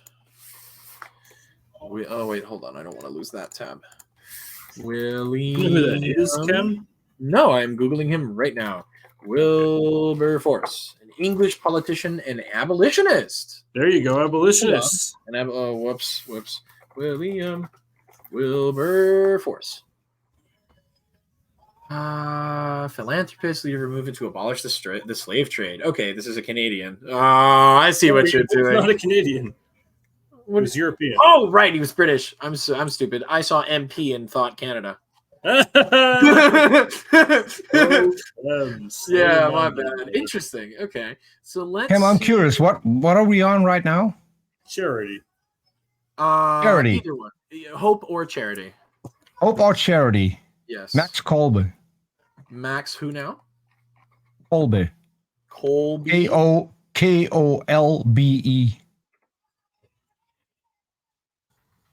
Max Kolbe. Colby. A friar. William Wilberforce. Oh, yeah. Maximilian Kolbe, a Polish Catholic priest and conventual Franciscan Utopia friar. likes William Wilberforce as a contender for for place of a man named. Oh! What's that? What does that mean? Dude, what? What? See, I know things. Dude! What is it? Kate, Kim, enlighten me. I'm in the dark. Holy shit, I'm floored. So Maximilian Kolbe, volunteered to die in the place of a man named Franciszek. I don't know how to pronounce this. A fellow prisoner in Auschwitz. Wow, that is. Yep. Yeah. I don't think Wilberforce can compete with that. That's wild. He had been acting in Alvin York. Okay, hold on. Alex, I'll tell you why I know, because my grandfather was deported. A martyr of charity. And was set to be deported to Auschwitz. The day after we were liberated by the Canadians, so he was never deported to Auschwitz, which probably saved his life. But he was destined to go on a train the next day when they liberated the concentration camp in the Netherlands. So that's how I came to do a lot of research on concentration camps. And there's a lot of things that people don't know, don't understand. People think that Auschwitz was the only one, whereas there were dozens of concentration camps. Auschwitz is just the most famous and where the most Jews got killed, I think. Let's look at Alvin York.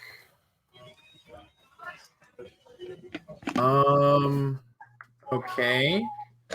This is a soldier. Let's see.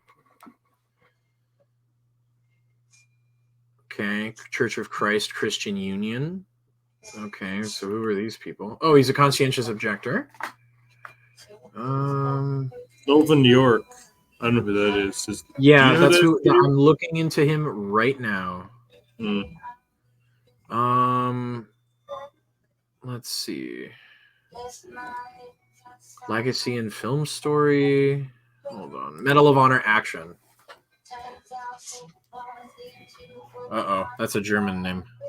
I'm suddenly concerned. Oh, Dietrich. Oh, Dietrich Bonhoeffer, of course. Dissident anti-Nazi. Very cool. Okay. I got worried there for a minute. His writings on Christianity's role in the secular. Ooh, okay. Founding member of the Confessing Church. Whoa. Very cool. The Cost of Discipleship. He wrote a book. Very cool. Cooling vocal opposition to. Oh, wow. He was put in a concentration camp. Wow.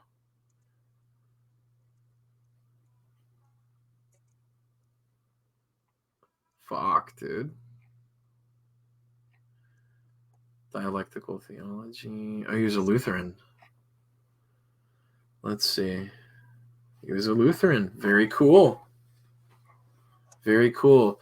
For hope. Now, this is a martyr, presumably. This is a martyr. So I might actually put this one under. You know what? No. Incorrect. Maximilian Kolbe is going under fortitude. I think that kind of martyrous action, I think that kind of martyrdom puts somebody in a different category than charity. I'm putting that under. I fully agree. Fortitude. And that had, even though it had nothing to do with any religion, it was a pure selfish act. What do you mean it was a selfish act? A selfless act. Sorry. Oh, yeah. Oh, yeah. I was like, wait, what? No, it was selfless act. Alvin York. Cam. Yes, sir. Utopia Buster is asking for your email. I do have an email. I wasn't just giving it in the chat. Oh, it's fine.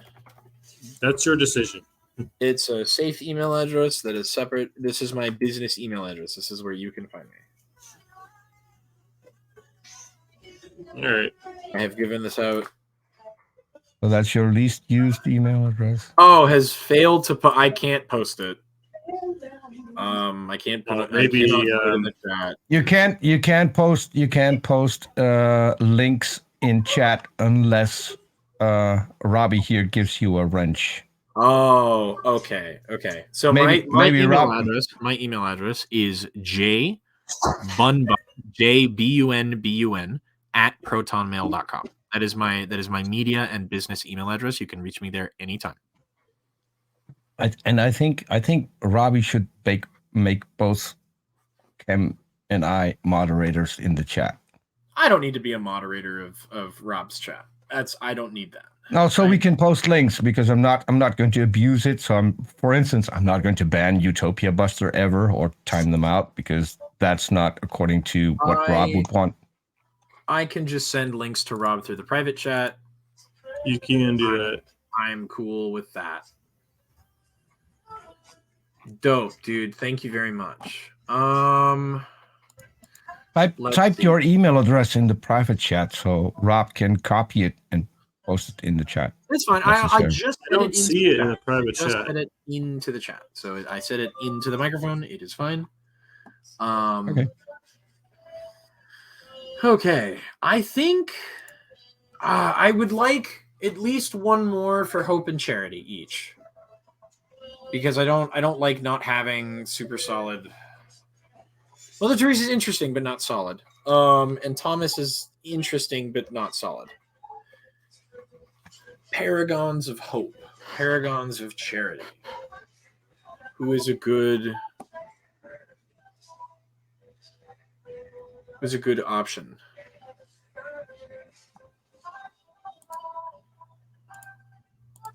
Any other suggestions? Hope and charity. Hope and what about if we had a pastor in here? I know you have pastor friends, Rob. You should have invited. I wish I hadn't been driving all day today. I would have sat there and talked to you. So we can have it up to present day. Is that what you're saying? I mean, yeah, as long as they're exceptional examples. If you're gonna pick somebody from normal history, they have to be exceptional examples. Again, Joan of Arc. Okay. This dude, Maximilian Kolbe, massive examples. Okay, what about hope and charity? What about Ananias in the Book of Acts, whose alms go up to the presence of God in the Book of Acts? And he's the guy that Paul brings to have his sight restored. How do we spell this name? I think it's Annais. He's in the Book of Acts in the New Testament. Hold on. Ananias Bible. Oh, Ananias of Damascus. Sorry. Yeah, Ananias of Damascus. Okay, this is a saint. Yes. Interesting. Let's see. Ananias and Sapphira. No. I'm thinking about a different person, because Ananias and Sapphira were just killed by the Holy Spirit. I'm thinking about the Ananias. Hold on. These are the motherfuckers that Peter killed, right? No, this is the Holy Spirit killed. I'm talking about a different person than the one you're talking about. No, Ananias. Yeah, Peter murdered him. This is the guy. This is the dude. I'm talking about a different person. Yeah, but Ananias and Sapphira are the guys that Peter killed. Sapphira. Whatever. I never murdered anyone. Semantics. Ananias of Damascus. Here we go. Favored of the Lord. Was a disciple of Jesus. Another disciple. Okay. Section in the Acts of the Apostles. How he was sent to Jesus to restore the sight of Saul of Tarsus. Yes. Oh, this is the guy who made Paul a born again Christian, bro. Yeah, that's one way to put it. Yeah, well, that's how it was told to me, is that Paul was the first born again Christian, because he was so enraptured by it that he decided to change his name, completely break off everything about his life. Yeah, but that's pretty common. I mean, Jesus changed Peter's name from Cephas to Peter, or so Peter to Cephas. Changed. Who else he changed? Matthew. No, Matthew stayed the same. No, Matthew was Levi. That's right. Matthew went from Levi to Matthew. So it went from Sermon by Jonah to Cephas, which literally Florence translates. Nightingale. Let's see. On suggestion from Utopia Buster. Let's see. A social reformer, statistician, and founder of modern nursing. Whoa, she fought in the Crimean War. Very cool. Well, she was a nurse, but she served. Very cool. She was organized care for the in Constantinople. Whoa, an icon of Victorian culture. The lady with the lamp making rounds of wounded soldiers at night. Whoa. Very cool. A Unitarian. Does that matter? Would that be a reason to not add her? What does it mean to be a Unitarian in your context? Rob, does that word mean anything to you? Yeah, it means people that believe that Jesus isn't God. Huh? What do you mean? Hmm? What do you mean? People that think Jesus isn't God. Unitarians don't think Jesus is God. What do they think he is then? I mean, they believe he's the Messiah. They Clearly. believe that he's a prophet, that he's a good man, but that he's just... They don't believe in the Trinity. Unitarians They don't believe in the Trinity. believe Yeah, that- believe Jesus. Oh, wait. Unitarian, literally- uni means one, right? Do they it leads- yeah. do they think that he's the Messiah? Yeah, but that they believe he's the Messiah, but that he's Just not God. just a regular dude. Yeah, just a regular He is dude. the Messiah, Yes. chosen by God. He will come back eventually. He did resurrect. He's just a He's regular not dude. God. Just a regular dude. Yes. Okay, interesting. It is. And well, I mean, it's illogical. It defies a lot of non-contradiction. And actually, that is entirely biblical. Unlike the Trinity, which was invented by the Vatican in order to circumvent Jesus breaking the first commandment. How would Jesus... Oh, because if Jesus says he's God, then he's breaking the first commandment, right? Yeah. Although Jesus said, "You can only get to the Father through the me," Son. which means that Jesus was a God, placing himself before God. Well, Which what about John the 8:58? Catholic Church couldn't have, right? And that's you- all in the Bible. It's entirely Utopia biblical. Buster, Okay, for the Peter, purposes, you're derailing the conversation again. for the purposes of what I'm doing, it doesn't really matter as long as she was a Christian of some sort or a member of an Abrahamic religion, but more specifically a Mhm. Christian. She is an acceptable. I also wasn't derailing the conversation. I was explaining what the Yeah. Unitarian Church Yeah, but I mean, believes and you're why kind they of believe derailing it. And that's also, talking I about was virtue and hope. going to make note, Rob, that the that they're Trinity right. is a Catholic invention. That Yes. it is But extra biblical. that actually, I disagree with that on Facebook, but that's a You topic. can disagree with that, but you can disagree with history. It doesn't mean it didn't happen. I mean, the Catholics are the Right. guys who literally coined the term the Trinity and the Trinitarian Yes. model. Yeah, but the doctrine from the Trinity was already there in the Bible. The doctrine for the Trinity wasn't there until the Catholic Church made up the doctrine for the Trinity. This Yeah, is that's documented, well documented, Rob. So you can disagree with that, but then you're going to disagree with reality. Okay, whatever, Peter. Let's move on. Unitarianism. It's documented Peter, I'm history. not interested in this topic right now, so let's move on, please. I know you're not, because it goes against your beliefs, but it's true nonetheless. Whatever, Peter. Anyways, Kim.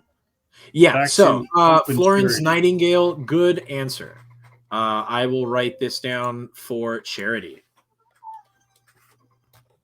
Florence Nightingale. Effing true. Oh, wow. Peter, you have... Never mind. It doesn't matter. For hope, anybody for hope, at least one more. Did answer for did hope. you just look at Twitter? I was going to warn Kim that if that happens, I might be No, kicked I was from the looking at conversation. the chat, but I was looking at the chat and the stream. What did you do? Peter triggered I Utopia was- Buster again. No, I responded to Rob on Twitter, but he hasn't seen it yet.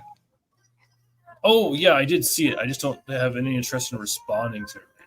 Or maybe ever. Of course not, because you accused me of something that I didn't do.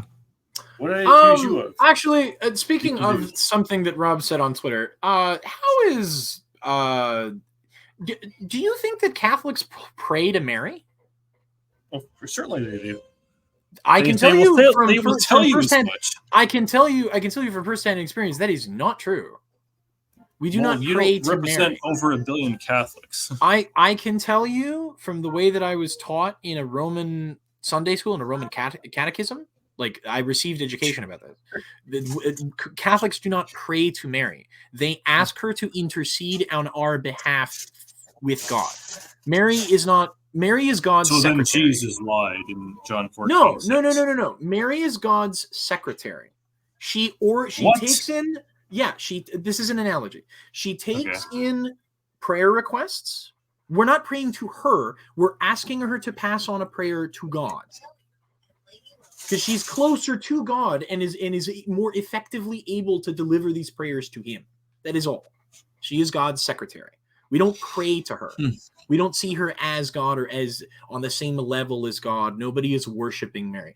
To be completely fair, though, in Latin America, Mary is sometimes displayed more prominently than Jesus because Mary is seen as the progenitor of Christendom in Latin America. Like the image of the Mother Mary and the baby Jesus is the thing that stuck in the local like conception of Christendom. So yes, they talk about Jesus and they pray to Jesus, right? But they ask Mother Mary to pass stuff on to either Jesus or God or the necessary saints, right? Who can do stuff more effectively, right? She's God's secretary. That's it. It may look like they're worshiping her, but they're not. Christian anarchist? Uh-oh. And disagree with that. That's what I know about it too. Yeah. I can tell you right now because I was fucking raised in it and I was taught, I was instructed on that. In Rob's defense, that is not how Protestants Protestants, I don't know where this idea comes from in the Protestant conception that that's what Catholics are doing, because it's very clear that that's not. And any Catholic who's honest about what they believe in, I can answer that. What's up? Answer that. If you can make another religion look bad, yours will look better. That's the reason. The only reason. I don't understand what the animosity is, because essentially Martin Luther's only real complaint was that the church was corrupt and was trying to use the Bible. I agree, but like, when you from there get to what now is probably the biggest influence, which is the Southern Baptists, they have a completely different agenda. Well, but that has to do with, again, the history of the Anglican Church with the Catholic split, right? That's less about, because the Baptist tradition comes from Europe. I'm talking specifically about the Southern Baptist, which is an offshoot from the Baptists, which is probably the most fundamental offshoot of Baptism. Utopia Buster, very important question. Do you follow speed limits? I need to know that. No, Utopia Buster, I need to know. Do you follow posted speed limit signs whenever on the road and not being directly observed by police officers?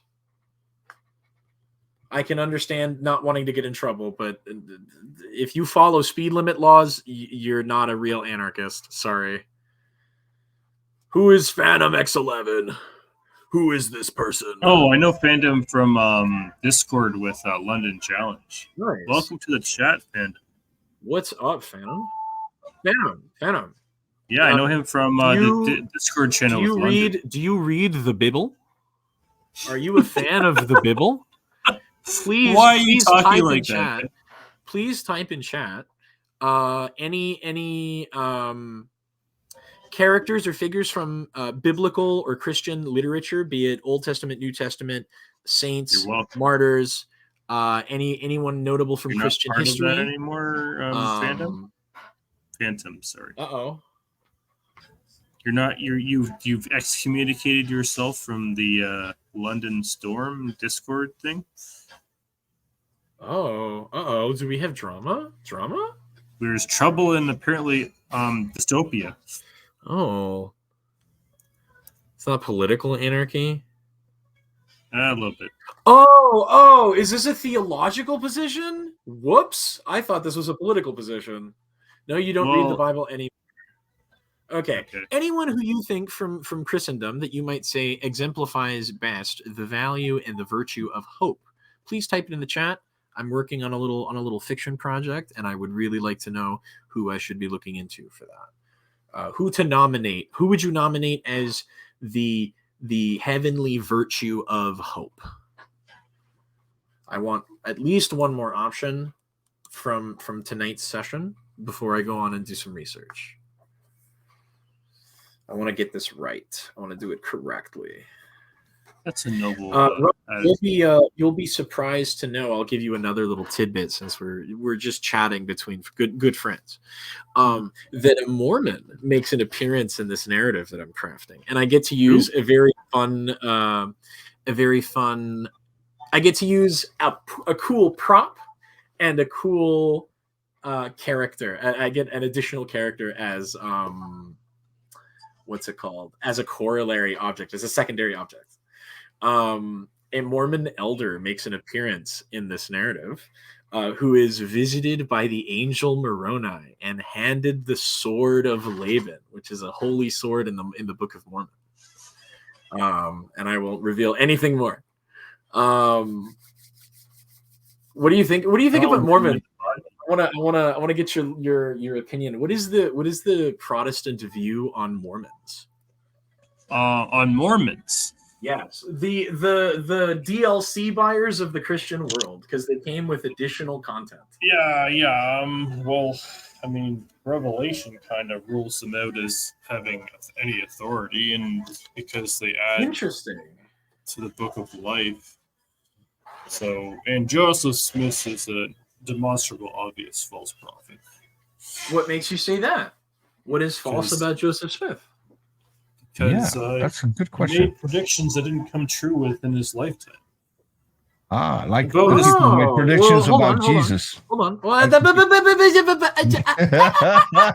not doing that. We're not doing that. That's not how we're doing this. Okay.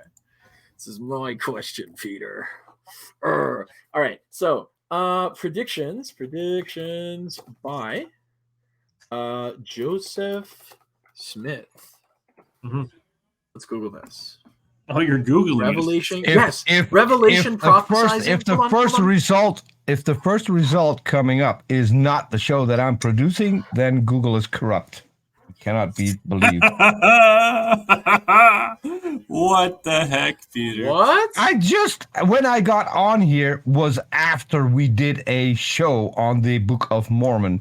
We have only a few pages left.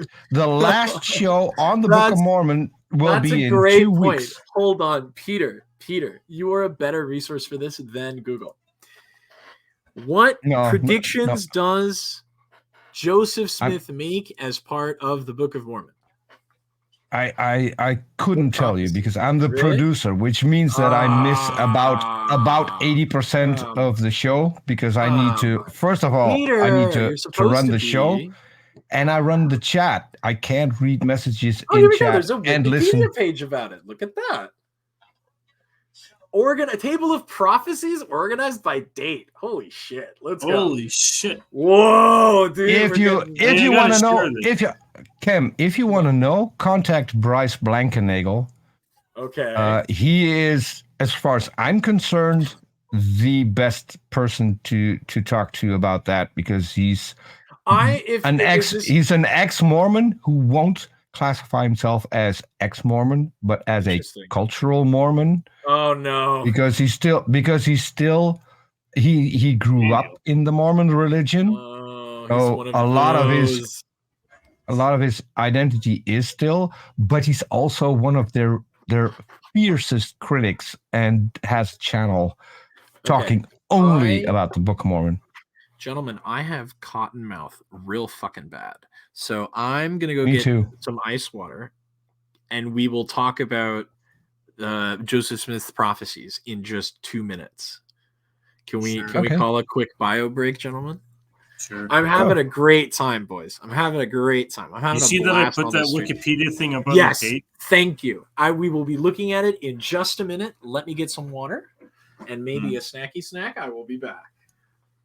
Hold the phone. Snacky snack.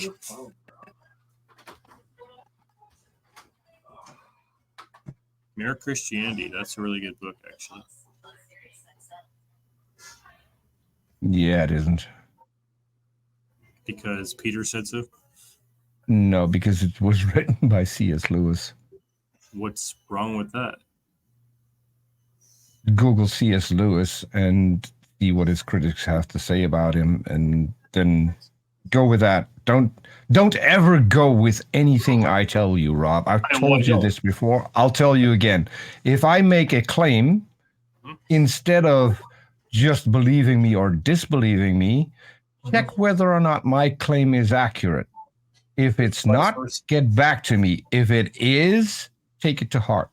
Okay, that's fair. I would say the same applies to me.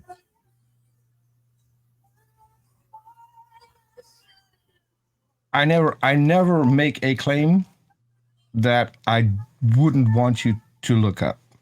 Same. So Peter, and I've gotten things wrong. Sure you have. And had to apologize for it. And I have no problem doing that either. Same. Peter, what do you think of the unabridged version of all 7 books of the Chronicles of Narnia by C.S. Lewis? I watched one movie and I didn't find it entertaining, so I was asking you about the books. Yeah, so I never even bothered with the books or any other sequels. Good. Missing out, man. Well, it might be. I mean, I have at least I think I have more important things to spend my time on. Okay, well, Peter, I'm gonna grab a drink of water. I'll be right back. So it's just me. Are you sure you want to do that? Yeah, I mean, you can talk in charge. This. No, I have this thing called a conscience, so I can't abuse your trust in leaving me alone on your channel and then get you either thrown off at YouTube or do something terrible. I'm not going to do that. So now it's just me. Okay. Well, I can plug my own channel, so we're going to have a Christian back on the channel soon. He's a young earth creationist. He's a nice guy to talk to. Calls himself God's servant. He's in Onrosh chat a lot. And we've had a good conversation already, and so he's going to come back with his topic of choice, which I really hope will be involving questioning me, because somehow that never happens. But gentlemen, I have returned. And so he returns. Let's talk Joseph Smith. Rob, are you ready? Where is Rob? Rob is going to get something to drink too. Oh, hell yeah. Based. I have. All right, I'm back. Like a good Mexican, I have hot chips and a mango. Oh, dude, now I'm hungry. Damn you. Hell yeah, bro. We're having a snacky snack here while we're having a fucking chat about Joseph Smith. So, Rob, prophecies. Let's talk prophecies. Yes. I have it up on my end, so I don't have to read off of the little screen. I like the one. I am Jesus Christ, the Son of God. Wherefore, gird up your loins, and I will suddenly come to my temple. Even so, amen. Where are we reading this? Whoa, holy shit. Jesus Christ appeared to him. Oh, yeah, that's right. Right. And Oliver Crowdy on April 3rd. It's the third prophecy. I am Jesus. And Jesus appeared to him. Mm-hmm. Yeah, but where do prophecy fulfilled. We only have record of this in the Book of Mormon, which makes it. I mean, we only have record of all of the Bible's prophecies in the Bible. Nah, we have extra biblical sources. Yeah, give me one extra biblical source for one prophecy. Extra biblical source. What's his name? Ignatius. Huh? What? Ignatius. I think you're talking about Ignatius, but so what was he referring to, and how is he an extra biblical source? Ignatius of Antioch. He referred to Jesus. There's a lot of Ignatius. I can't. Sorry, I can't hear you guys. Yeah, which Ignatius are you talking about? Which Ignatius are you talking about? The second century Jewish historian. Hold on. So Ignatius second century second century. Hmm. That's about 200 years after Jesus died. He died No, the circa second 108 century or starts in 140. 180. Not true. It does. Oh, yeah, no, it does. You're right. Never mind. I'm stupid. I know. Second century makes it almost 200 years after Jesus died, and he is an extra biblical source. Okay. For what now? He died circa 108 to 140 CE Which Ignatius? of Antioch. Which is the one? But which one is Rob referring to? The one that Cambridge is referring Ignatius of Antioch. And what did he claim, Rob? Yeah, what's his deal? to. He claimed that Jesus was. He basically claimed what the Bible said was true, to paraphrase. And that He basically- Ignatius, sorry. Okay, well, Hold on. We're not Ignatius. talking about whether he claimed that the Bible was true. We're talking about a specific prophecy. Which prophecy? yeah, You brought up his name. So he And talked about a Ignatius, specific right. prophecy, which makes him an extra biblical source for that being fulfilled. Which prophecy specifically? Yeah, you said considering the that Bible has- the guy was born long after Jesus died, I'm really curious how you're going to shoehorn him in. So hold on. You said that the miracles described in the Bible, right, have extra biblical sources, meaning No. He said a specific I didn't prophecy say in the that. Bible. He said prophecies in the Bible have extra biblical sources, and I told him to That's name not what one. I said, Peter. That's not And what I said. I asked you to name one Hold on, prophecy hold with an extra biblical source. And then you came up with Ignatius of Antioch. And now we've asked you what the prophecy... Peter, shut up. Peter, shut up. No, for a I'm not second. shutting up because you're not listening. No, you're not listening You to said me. something. You said something, and now you cannot back it up. And now you're getting mad. hold Don't on. get mad guys, at me. Guys. This is unnecessary. Rob. Yeah. You said that the prophecies described in the Bible have been fulfilled, and there is extra biblical sources that corroborate this, right? No. What I was trying to say is that there are extra biblical sources that corroborate Jesus. I wasn't talking about miracles. Okay, and his prophecy. his life or his resurrection? Both. Which extra biblical source confirms that Jesus rose from the dead? Josephus. Josephus. Mm-hmm. Okay. Let's look at which Josephus. Josephus. Roman Jewish historian. I love it that I get muted when I call Robbie out on a lie. I wasn't lying, Peter. You just don't shut up. I I was repeating. Can't have that, and you keep muting me, but you can't have that, right? People can go and watch. Hold on. Peter, just let Kim and me talk. How old are you? 5? Hey, come on, man. Let's not do that. Do you need? No, I'm just curious. Do you need to silence people if they point out where you were wrong? I'm just Rob? having a Is that how you conversation. do You're things? derailing. You're derailing. I'm from not the conversation. derailing. You are derailing it right now, you moron. I asked you a specific question. Not Didn't cool. And you answered, and now you want to lie about what you answered. I'm not lying. That's not You cool. misunderstood me, Peter. No, I didn't misunderstand. You. The only thing possible is that you misunderstood me and gave the wrong answer, because I asked you specifically, name one prophecy Thank you, Phantom. Thank you. and the extra biblical source it had, and I your did not answer hear was the word Ignatius, prophecy. I and did not your hear the answer word- was I did not hear the word prophecy because you guys were talking over each other. no. I told you to get headphones, and you are now currently not wearing headphones. How do I know this? Because I know what happens if people join and don't wear headphones. Well, then you're not connected. I don't give a shit. All right. You should listen better. You should listen. So Whoa, man. Hey, dude. Why are we doing that? Because he doesn't want to stop talking, and I'm just fed up.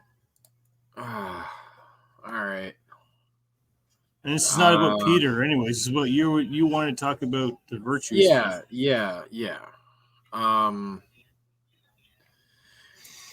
In the future, Rob, it's generally not good to, even if you're upset and the other person did it first, we don't insult people. That's just not nice, and it's not productive to try to calm the situation down. All right, What did Jesus get back say? onto Turn the other cheek.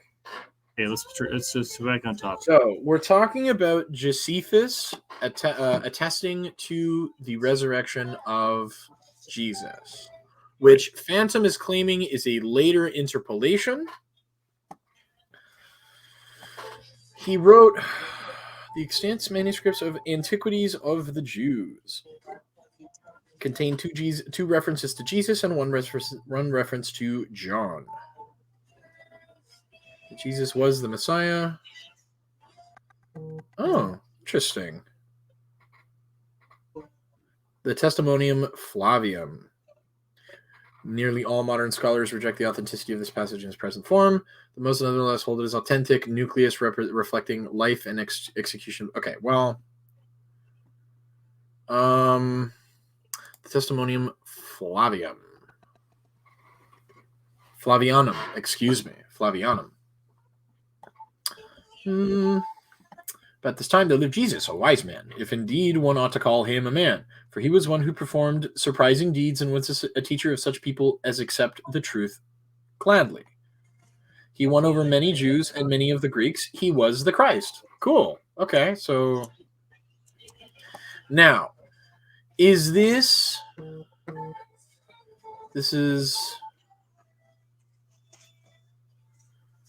is a part of the Christian narrative. That's all that I care about. I don't care about the historicity of it. You would consider Josephus writing on the Jews to be a part of the Christian narrative, correct?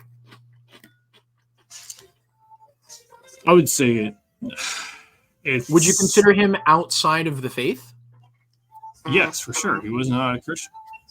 He was a Jewish historian. He was not a Christian. Yeah, it's true what Utopia Buster had written. I mean, sorry. That's not what the Testimonium Flavinium says. Yeah, but we're talking about the testimony of Josephus, not the testimony of that's the book. That's the book he wrote, dude. Oh. That's where I was talking about a specific thing that he mentioned that Christ. Yeah, that's where he mentions it. That's where he mentions it. Kim, listen for a second. Kim, listen for a second. Josephus said that he appeared on the third day, restored to life. That's what Josephus.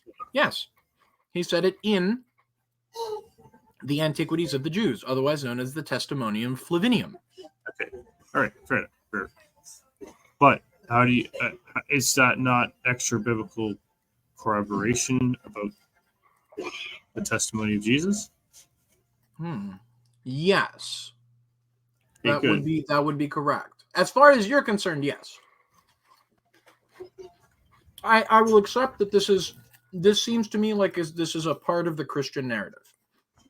Yeah, sure. Yeah, I would agree with that. Okay. Now, very important that the Book of Mormon. Hey, man, Peter, come on, dude. Why are we continuing to do this? The fighting is not productive, dude. Anyway, Rob.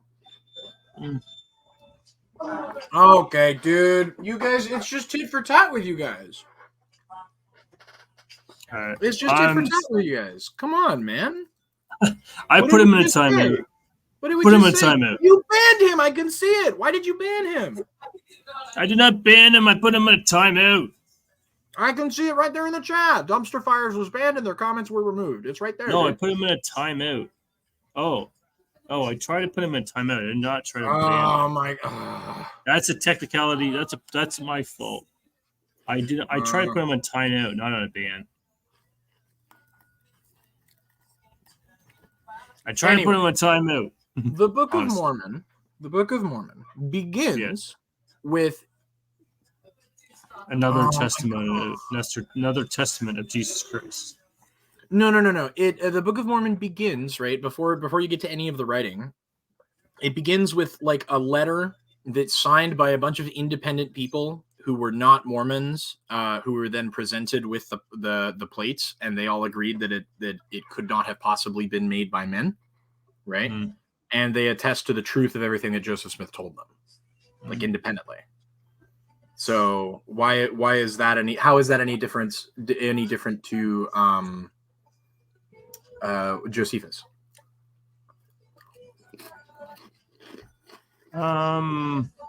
Say that again.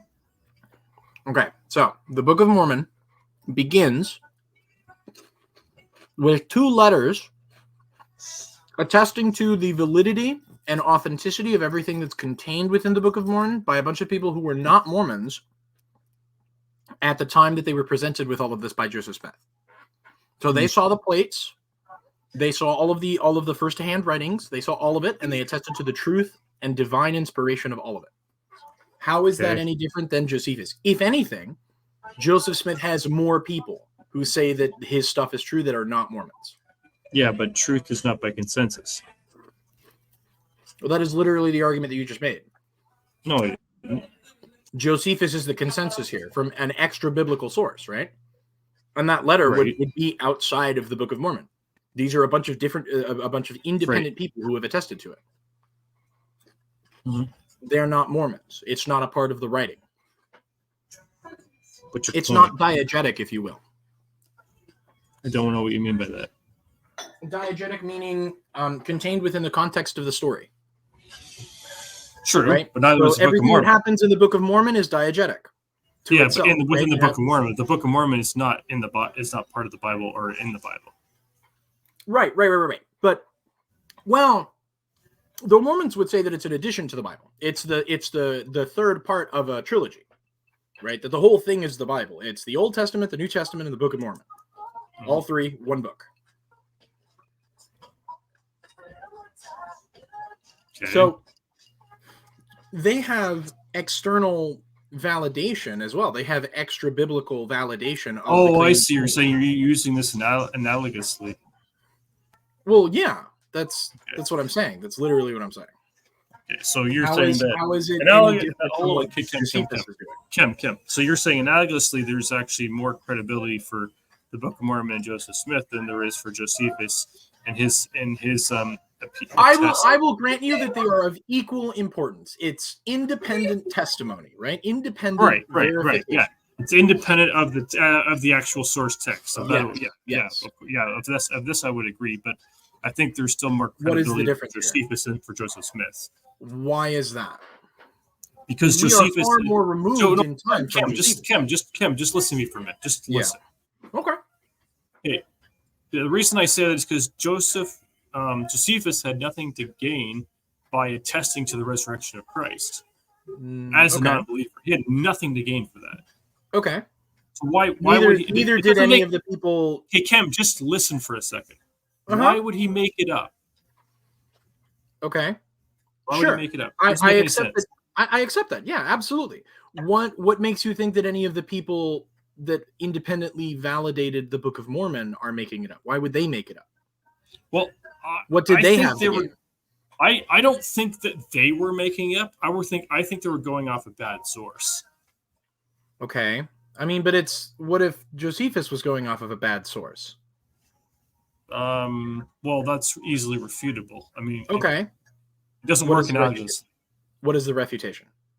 The refutation is that Christ actually did rise from the dead, and there's many sources outside of the Bibles and other than Josephus. Right. Okay. Well, we're talking about an extra biblical source right now, which is Josephus, right?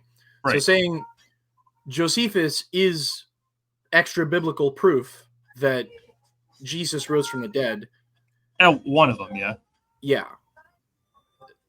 Because there are extra biblical sources, like this is a circular argument. So you just said extra biblical sources are the proof for extra biblical sources, right? So, but that's fine. I'm talking about Josephus. I'm comparing Josephus to the people who independently attested to the Book of Mormon, right? We can agree that none of these people had anything to gain, right, from attesting to the truth and validity of what they were being presented. Right, correct. Okay, so Josephus had nothing to gain, and the people who attested to the Book of Mormon had nothing to gain. So what is the difference? Why is one true and the other one isn't? Because Josephus was working with good text sources, and the people who were corroborated the Book of Mormon were not. Well, they were working with the source text itself. They were presented with the plates. Right, but the problem was Josephus has more credibility than Joseph Smith because Joseph Smith is no. We're not. Hold on. We're not attesting to the credibility of Joseph Smith. We're attesting to we're talking about the credibility of the people who are vouching for him. Right? Okay. That I can't speak for one way or the other because I don't. But how can you speak on it for Josephus? Because Josephus is talking to Christians. Okay. Oh, that's simple.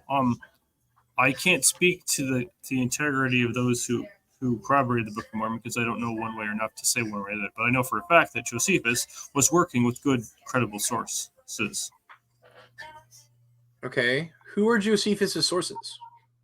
The Gospels themselves, as well as being. Okay, so they were all. He was also presented with the source text. Right. So what's but he was presented with reliable eyewitness testimony, whereas so were the people presented with the plates. The people who attested to the Book of Mormon were talking to Joseph Smith himself and his cohorts, the people who were with him, who also all saw what he was seeing. They participated in the production of the book. Sure. They saw the rocks. They saw the plates. Sure. Right? So what is the difference? Well, in that respect, there is none. Okay, so why is Joseph Smith wrong when he says that his predictions came true, because the Bible, some of them didn't. Okay, look which one? Like let's like go. Jesus coming back by the time the 20th century ended. Hold on. Let's go back to. Well, you asked a question, man. I'm just answering. Yeah. But I want to have the screen up in front of me so I can locate what you're talking about. Predictions by Joseph Smith. List of prophecies by Joseph Smith. So, there's one about the return of God. Jesus comes to the temple. The hour is nigh when Jesus will return. Claim this is prophecy. No, that's the only one that hasn't come true yet. But neither has yours. You also believe that Jesus hasn't come back yet. Yeah, the hour is nigh and day soon at hand it's a metaphor. It's metaphorical. Just like when you said that the some of you standing here will not taste death was metaphorical or hyperbolic. Yeah. That's different language. Okay, sure. I mean, I would say it's pretty similar. It's hyperbolic. It's metaphorical. It's prophetic, right? Sure, but the time will come soon. He's essentially saying the same thing that Jesus said. The time is coming soon. Well, no, because he said that he basically was saying that Jesus would come back before the end of the 20th century. Jesus never made. Jesus' prediction about his return was far more ambiguous than that.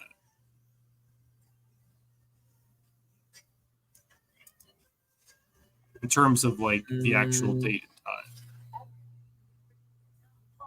The current generation, current LDS theology does not believe in polygamy, Utopia.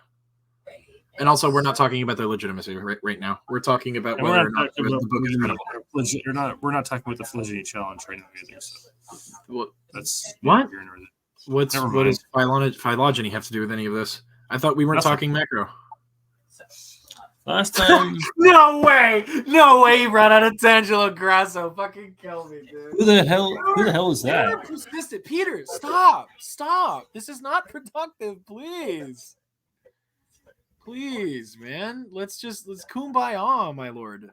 Please. This is Peter still? Yes. Oh my god. It's very funny. Yeah, Tangelo. Oh man, this is like this is so much drama. I've had too much drama for one day, man. Oh, hold on. You might be right. Hold on. The coming of the Lord which is nigh, even 56 years should wind up the scene. Latter-day Saints claim this is not necessarily a prophecy because it was not contained in a revelation, and that Smith may have been expressing an opinion on the timing on the second coming. So this may have been a statement of opinion, not a prophecy. Let's see. Where else? Enemies punished? Oh, look what Peter did to me. My God. What? Peter just literally copied my handle. I did not write guess whose handle I just snagged. This is Peter. No. Yes, he is. Fucking way. Are we seriously doing this? Oh my God, this is just so not productive, guys. This is just not. This is starting to get petty, man. Peter is the legitimate. No, Peter is the epitome of petty. No, why did you ban? He deserved it, man. No. He literally copied my stuff. Kev, shut it. I'm not interested in this. This is so unproductive, man. I know. I'm allowed to run as I think fit. If you don't like it, yeah, I'm not saying that, man. I'm just saying it's just not helpful. It doesn't. Well, it doesn't nothing Peter is doing is helping his case. It doesn't help anybody, dude. And it doesn't make the situation. Let's get back on topic. Let's get back on topic. You might be right. It seems maybe about whether or not Joseph Smith made a specific prediction about the coming of Jesus. There is the wind up in 56 years, which the Church of Latter-day Saints says is not prophetic. It's not a prophetic statement, but a statement of opinion because it didn't happen within the context of Revelation. And there's the current generation thing. Not many years shall pass away before the wicked of this generation will be swept off the face of the earth, and there are those now living upon the earth whose eyes shall not be closed in death until they see all of these things which I have spoken fulfilled. Oof. Latter-day Saints, however, point to the atrocities of the coming civil war in which the Union troops decimated the lands and peoples occupied then by many who had driven the saints from their lands. One non-Mormon who referenced the destruction was General Alexander Doniphan, who, when he saw the burned houses in Missouri, said he recalled Smith's words when Smith, advised him not to purchase land in that region. Quote, "The fields and farms and houses will be destroyed. Only the chimneys will be left to mark the desolation," Smith said. Later, Doniphan observed, "In the spring of 1862, my regiment went south, and at the time Order Number 11 was issued. When I went down to the Blue River, we found houses, barns, outbuildings nearly all burned down, and nothing left standing but the chimneys." Damn! Hold on. That's kind of a point for Joseph Smith right there, dude. He foresaw a specific raid during the Civil War. Interesting. Well, Utopia, do you have actually, let me rephrase that before I even say it. I know, I guess, why you don't like polygamy. What the fuck? I know. Wait a minute. I just remembered that. What's up with the Christian stance on polygamy? Why do you guys not like polygamy, though it's very often in the Old Testament? It was never God's ideal. Where does it say that? Oh, it said it in. Well, I mean, God created one man for one woman in the beginning, and Jesus says that. Did you not know that and for this reason a man shall leave his father and mother and be united with his wife, and the two shall become one flesh. It's Matthew 19, quoting Genesis 2:24. Oh my God! What stops you from being Peter? Come on, dude. This is what are we doing? What are we doing, man? Rob, is it just back and forth? I'm not going to put up with this crap, man. the solution is talking it out, man. Not Well, I'm not interested in talking to Peter. Peter's just going to get under my skin, and I'm going to say something I don't want to say. I mean, please stop poking at each other, guys. I will. I mean, Peter is being like exceedingly petty and immature. Oh man, he's been saying shit in the private chat. I know. He's threatening, but he's slow, man. Anyways, don't worry about Peter. We're not here for Peter.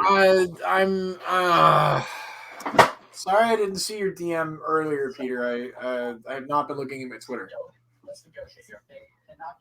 Twitter is honestly like it's great to talk to me sort of publicly, but if you want to like quickly get a hold of me, you really should be getting me on Discord or Telegram or something.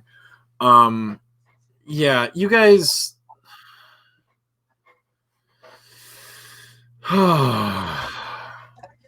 boys, we don't need to have this kind of antagonism. This is exactly the thing that I'm trying to avoid. I don't like antagonism.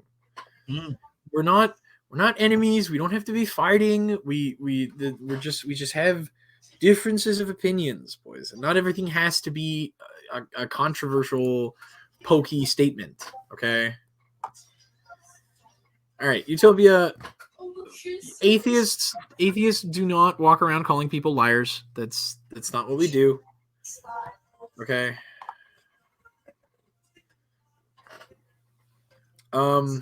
Anyway,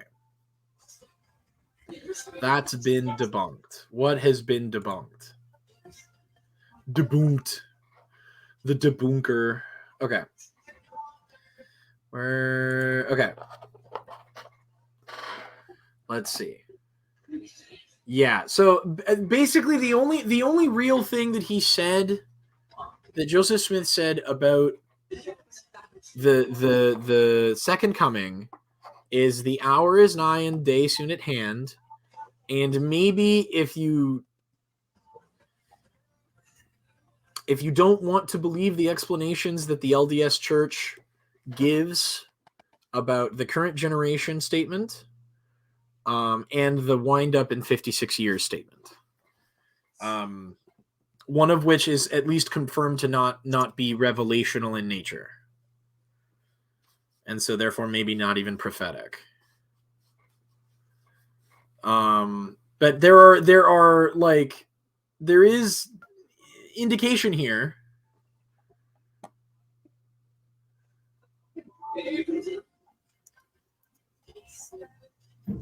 There is indication here that he might have predicted some shit, you know. But even if he hasn't, we're trying to establish the credibility of the people who are vouching for him, right? In the same way that we're trying to vouch for Josephus. Peter, what does this get you? What does this gain? What does this net for anybody? This just creates more antagonism. You were just poking for the sake of keeping the fight going when we could just talk it out like adults and not have to be like weird about it, you know? Polygamy in the Old Testament is descriptive and not prescriptive. Okay. So, but I mean, God is clearly allowing it, so it's not like explicitly against the rules. If you know, the children of Noah are being allowed to do it, right? The descendants of these great kings who are being blessed by God are all polygamists.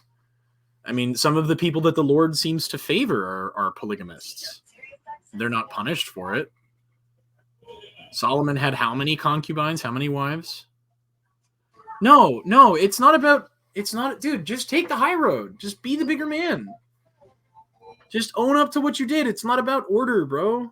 No, you guys are just having an argument. It's not necessary. It's not necessary to do this. Just, you know, we're just being aggressive about it. There's no need to be aggressive.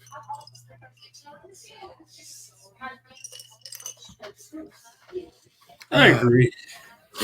Anyway, Utopia Buster. Plenty of people in the Old Testament that God really likes and favors are polygamists. So maybe He's it's not saying it's descriptive, but not it's prescriptive. yeah, sure. But again, at best, permissible. At worst, not explicitly condemned. So there is no reason to say that polygamy is like a non-Christian thing. What? I don't know if this is Utopia Buster or Peter copying him. Do No, it's what? gotta be Utopia Buster saying it. Peter wouldn't say this. I don't know. Anyways. But Rob, respond to that. How do you feel about the fact that the Old Testament does not explicitly condemn polygamy? Well, I think you can see the how do you say the consequences of the polygamous relationships in the Old Testament, even though it's not explicitly condemned. I mean, you have obvious familial dysfunction. The outcome, one could also make the argument, right, that all of the people who are favored, most of the people who are favored in the Bible are polygamists. All of God's favorite people seem to be polygamists. Yeah. With the exception of Jesus, I guess, who's married to the church, traditionally speaking. But I am still saying that's like Utopia Buster said. I think that's still descriptive, not prescriptive, and I think Jesus. But when you say that, like polygamy is that the Bible is against polygamy, right? Because you would agree with that statement. Yeah, I would. I mean, on the face of it, yeah, for sure. Yeah, because Jesus affirmed the one man, one woman covenant relationship in Matthew 5. Sure, but in Matthew 19, in affirming Genesis 2:24. Sure, but in doing so does not discount or discourage or condemn polygamy. There is no explicit condemnation of polygamy. Well, I mean, yes and no. I mean, like you can make the argument that Jesus is by default condemning all other sexual relationships outside the one man, one woman covenant relationship. By default. No, I don't think that's the case. I think that's that's you jumping the gun. Saying I like white dogs does not mean I don't like black dogs. It just means I like. Of course, but that's different. Jesus is saying that God intended always for one man or woman to be together to the exclusion of all others, Cam. To the exclusion of all others. Well, let's figure this out. Do you have the chapter and verse here? Yeah, let me. Because I'm genuinely interested in this. Matthew. Hey, let me pull this up for a second, Cam. Matthew. It's in Matthew chapter 19. 19. Yeah, I'm not sure the actual verses yet. I'm reading from the New International just for reference. It's the nicest flow. Let's see. Is it lawful for? Oh, here it is. His wife. Here it is. Matthew 19, 8 to. Oh no, sorry. That's somewhere else.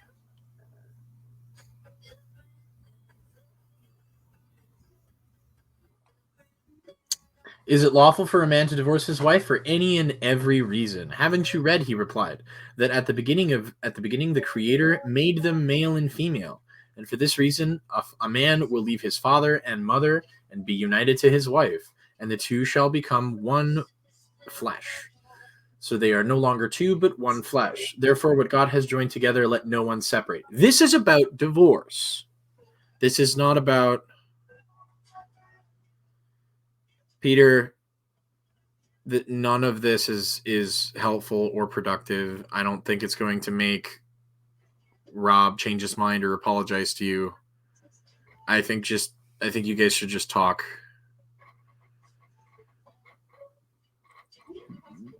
What does this accomplish?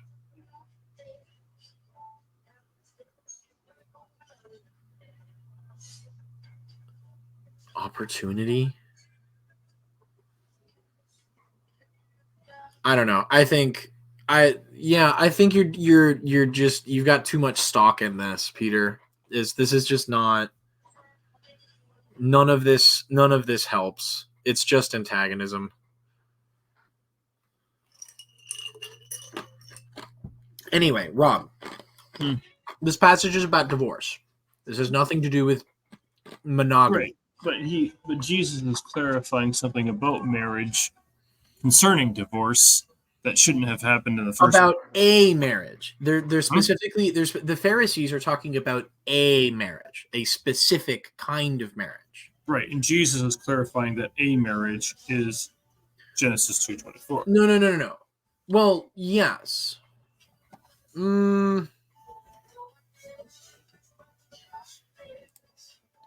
Okay, hold on.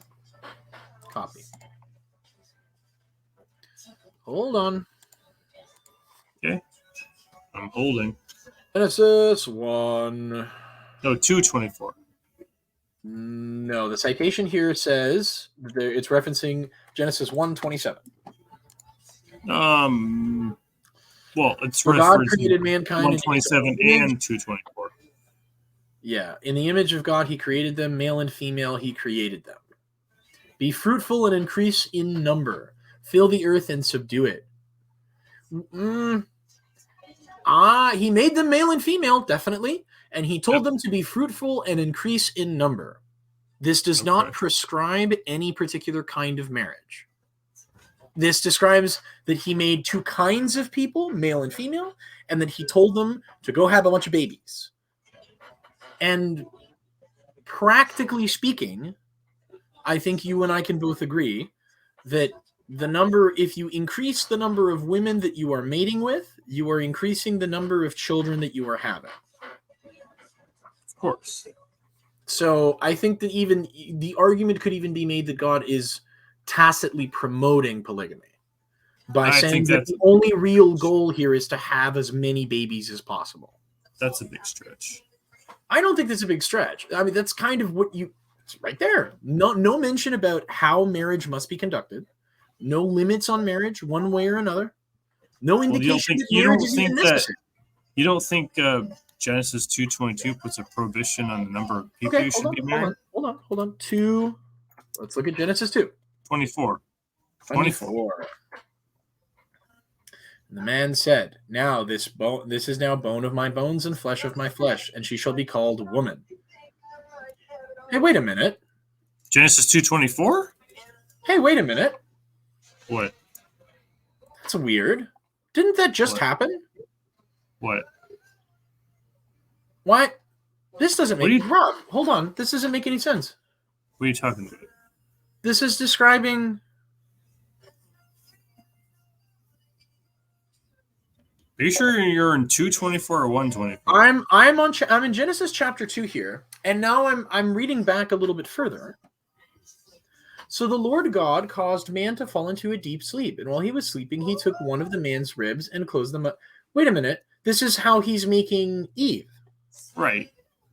But he already made Eve in the last chapter. Well, no. He made Eve in the first chapter. This is getting more descriptive. This is an elaboration of that. Not elaborate. Yeah, elaboration is a good word. Elaboration? Mm-hmm. Expanding on it. He's expanding on the detail. Okay, it just seems like he's repeating himself. That's weird, but okay, whatever. The man said, "This is now bone of my bones and flesh of my flesh. She shall be called woman, for she was taken out of man. That is why a man leaves his father and mother and is united to his wife, and they become one flesh. Adam and his wife were both naked, and they felt no shame."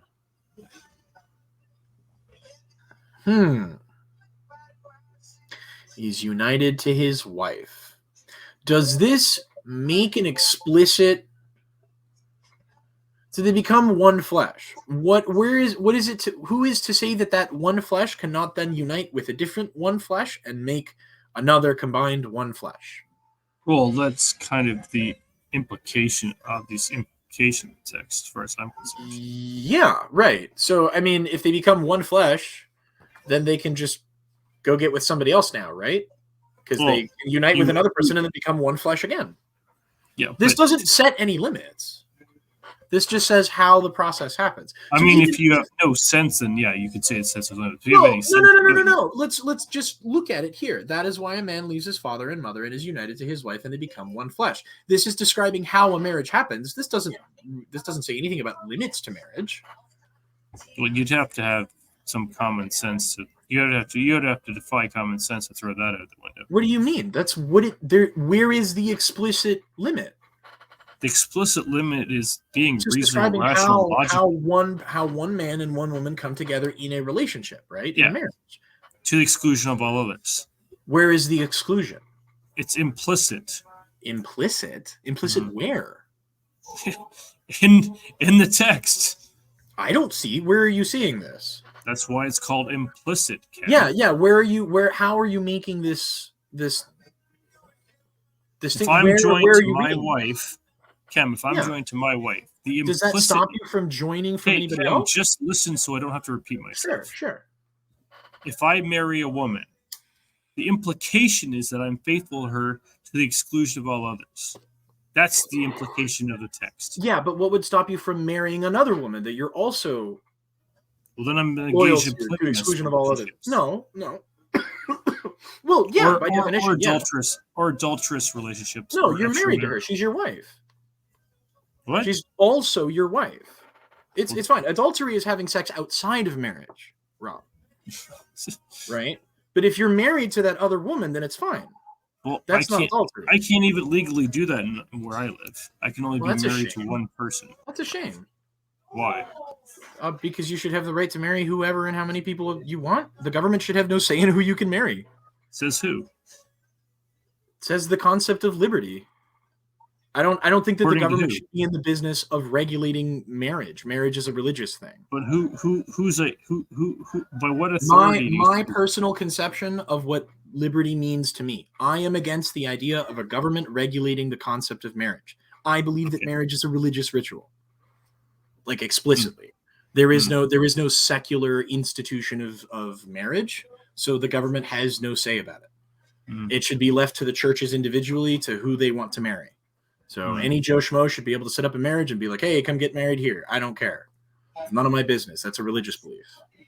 Solomon had at least several concubines, if not multiple wives. So did Abraham. Yeah. God. So certainly there is no restriction on having multiple wives, just that you must be married, which I will accept, sure. I mean, you can be married to multiple people here, okay, because it doesn't say you can't. Yeah. I mean, I don't. It doesn't say you can't. I'm going to say it one more time, and then I'm not going to repeat it again. It's implicit in the text. I understand that you say that it's implicit. I want to know where the implication is, though. How are you leave my father and mother and be united with his wife or my wife? Yeah, and they become one. And the flesh. two shall become how many flesh? One. Yeah, sure. Okay. Sure. But what does that? Where is the limitation there? This is just describing how a marriage comes together, Rob.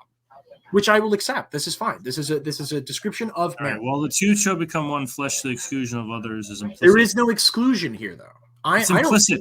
It's implicit. But where is the implication, Rob?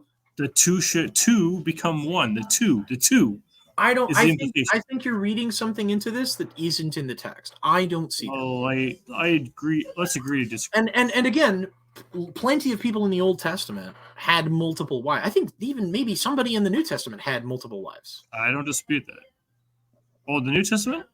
Yeah, I think so. Hold on. Polygamy in the New Testament. Oh, unfortunate. There are no references. Hold on. I mean, the Jews at the time were still practicing it, which was one of the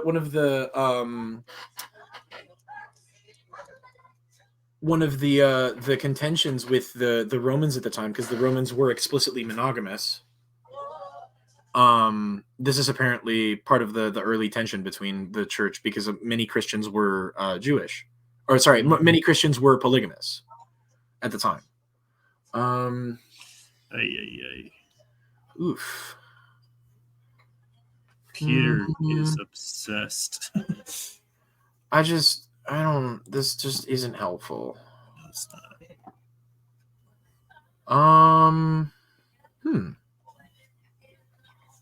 Let's see. New Testament.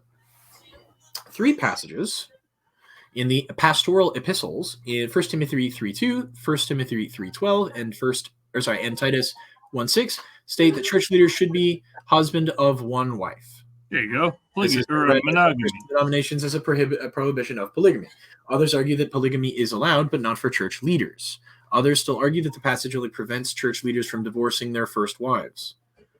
Oh, so there are differing views on this.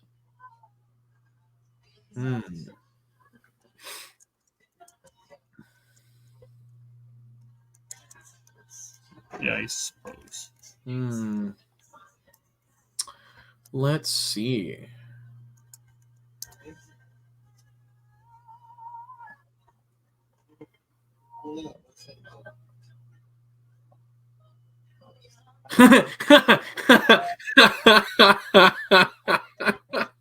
My guy,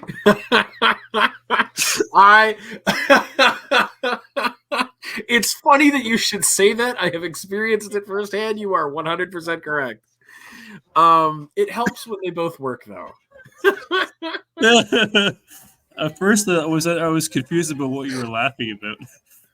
Oh my goodness! You're laughing about you were laughing about this comment, right? Yeah.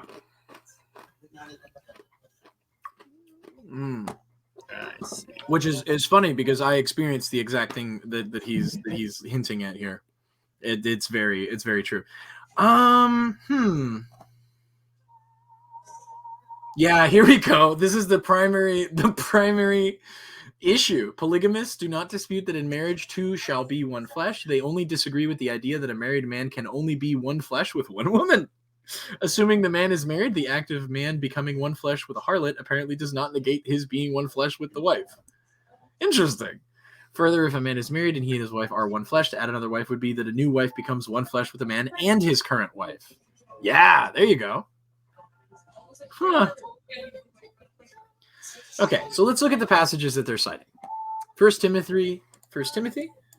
All right, now we're almost going on for 3 hours here, Kim. We gotta call it by 3. What do you mean? We're just Oh, whoops! Are we in the wrong version? Oh, I mean what I said, and I said what I mean. Come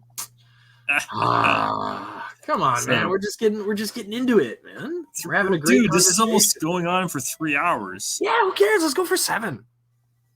Are you out of your mind? Nah, dude. I just love having conversations about this stuff. I do too, but I need this thing called sleep too, man. You can sleep when you're dead. You are androgynous, aren't you, Kim? What? I'm totally messing with you. Come on, dude. You know that's what that word means. I do know what the word means. Androgynous. Neither male or female. I'm very totally masculine. I promise. Totally messing with it.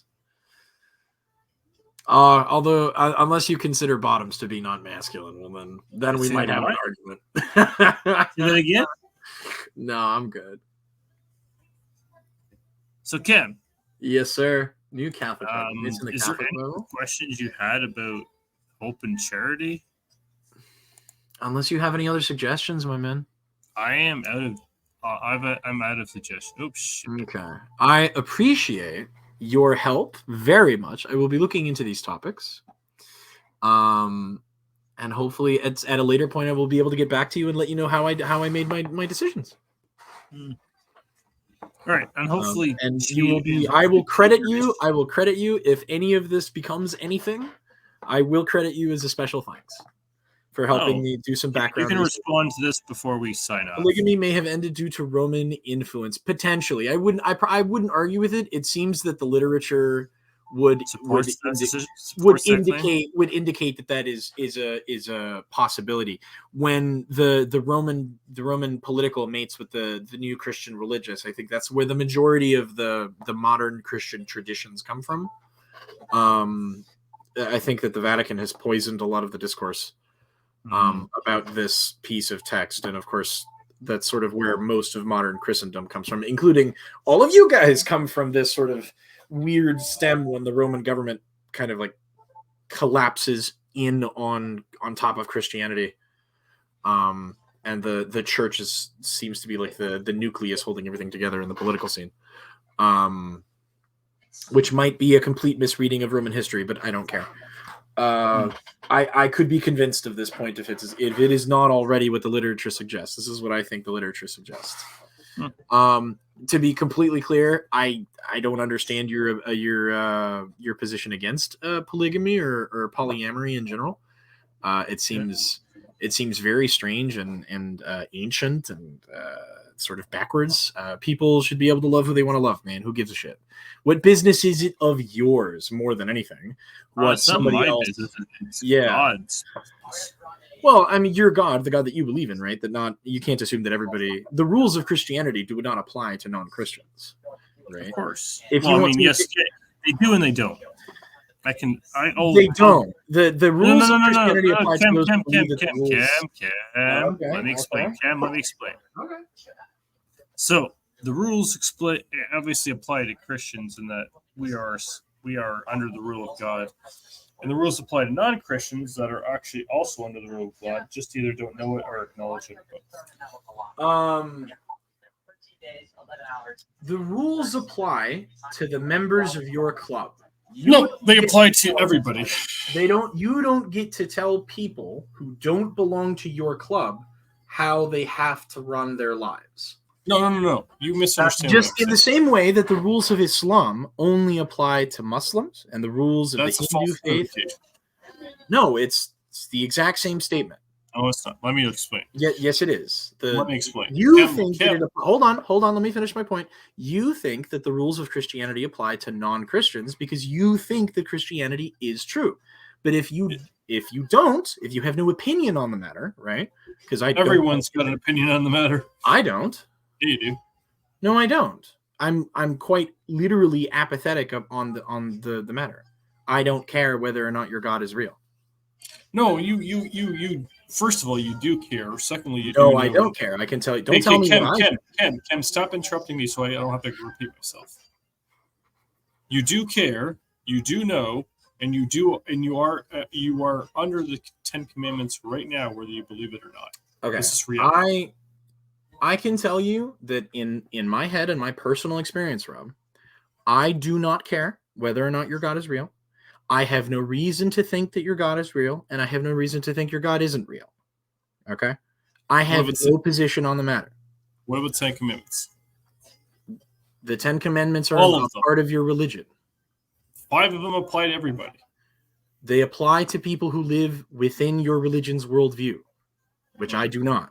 So they don't apply to me. These are your rules. Lying, stealing, adultery, murder, none of that matters or applies not to as part of your religious belief. I don't believe in the 10 Commandments. That's not what I'm saying, Cam. I have different justifications for why those specific actions justifications are irrelevant to what I'm saying.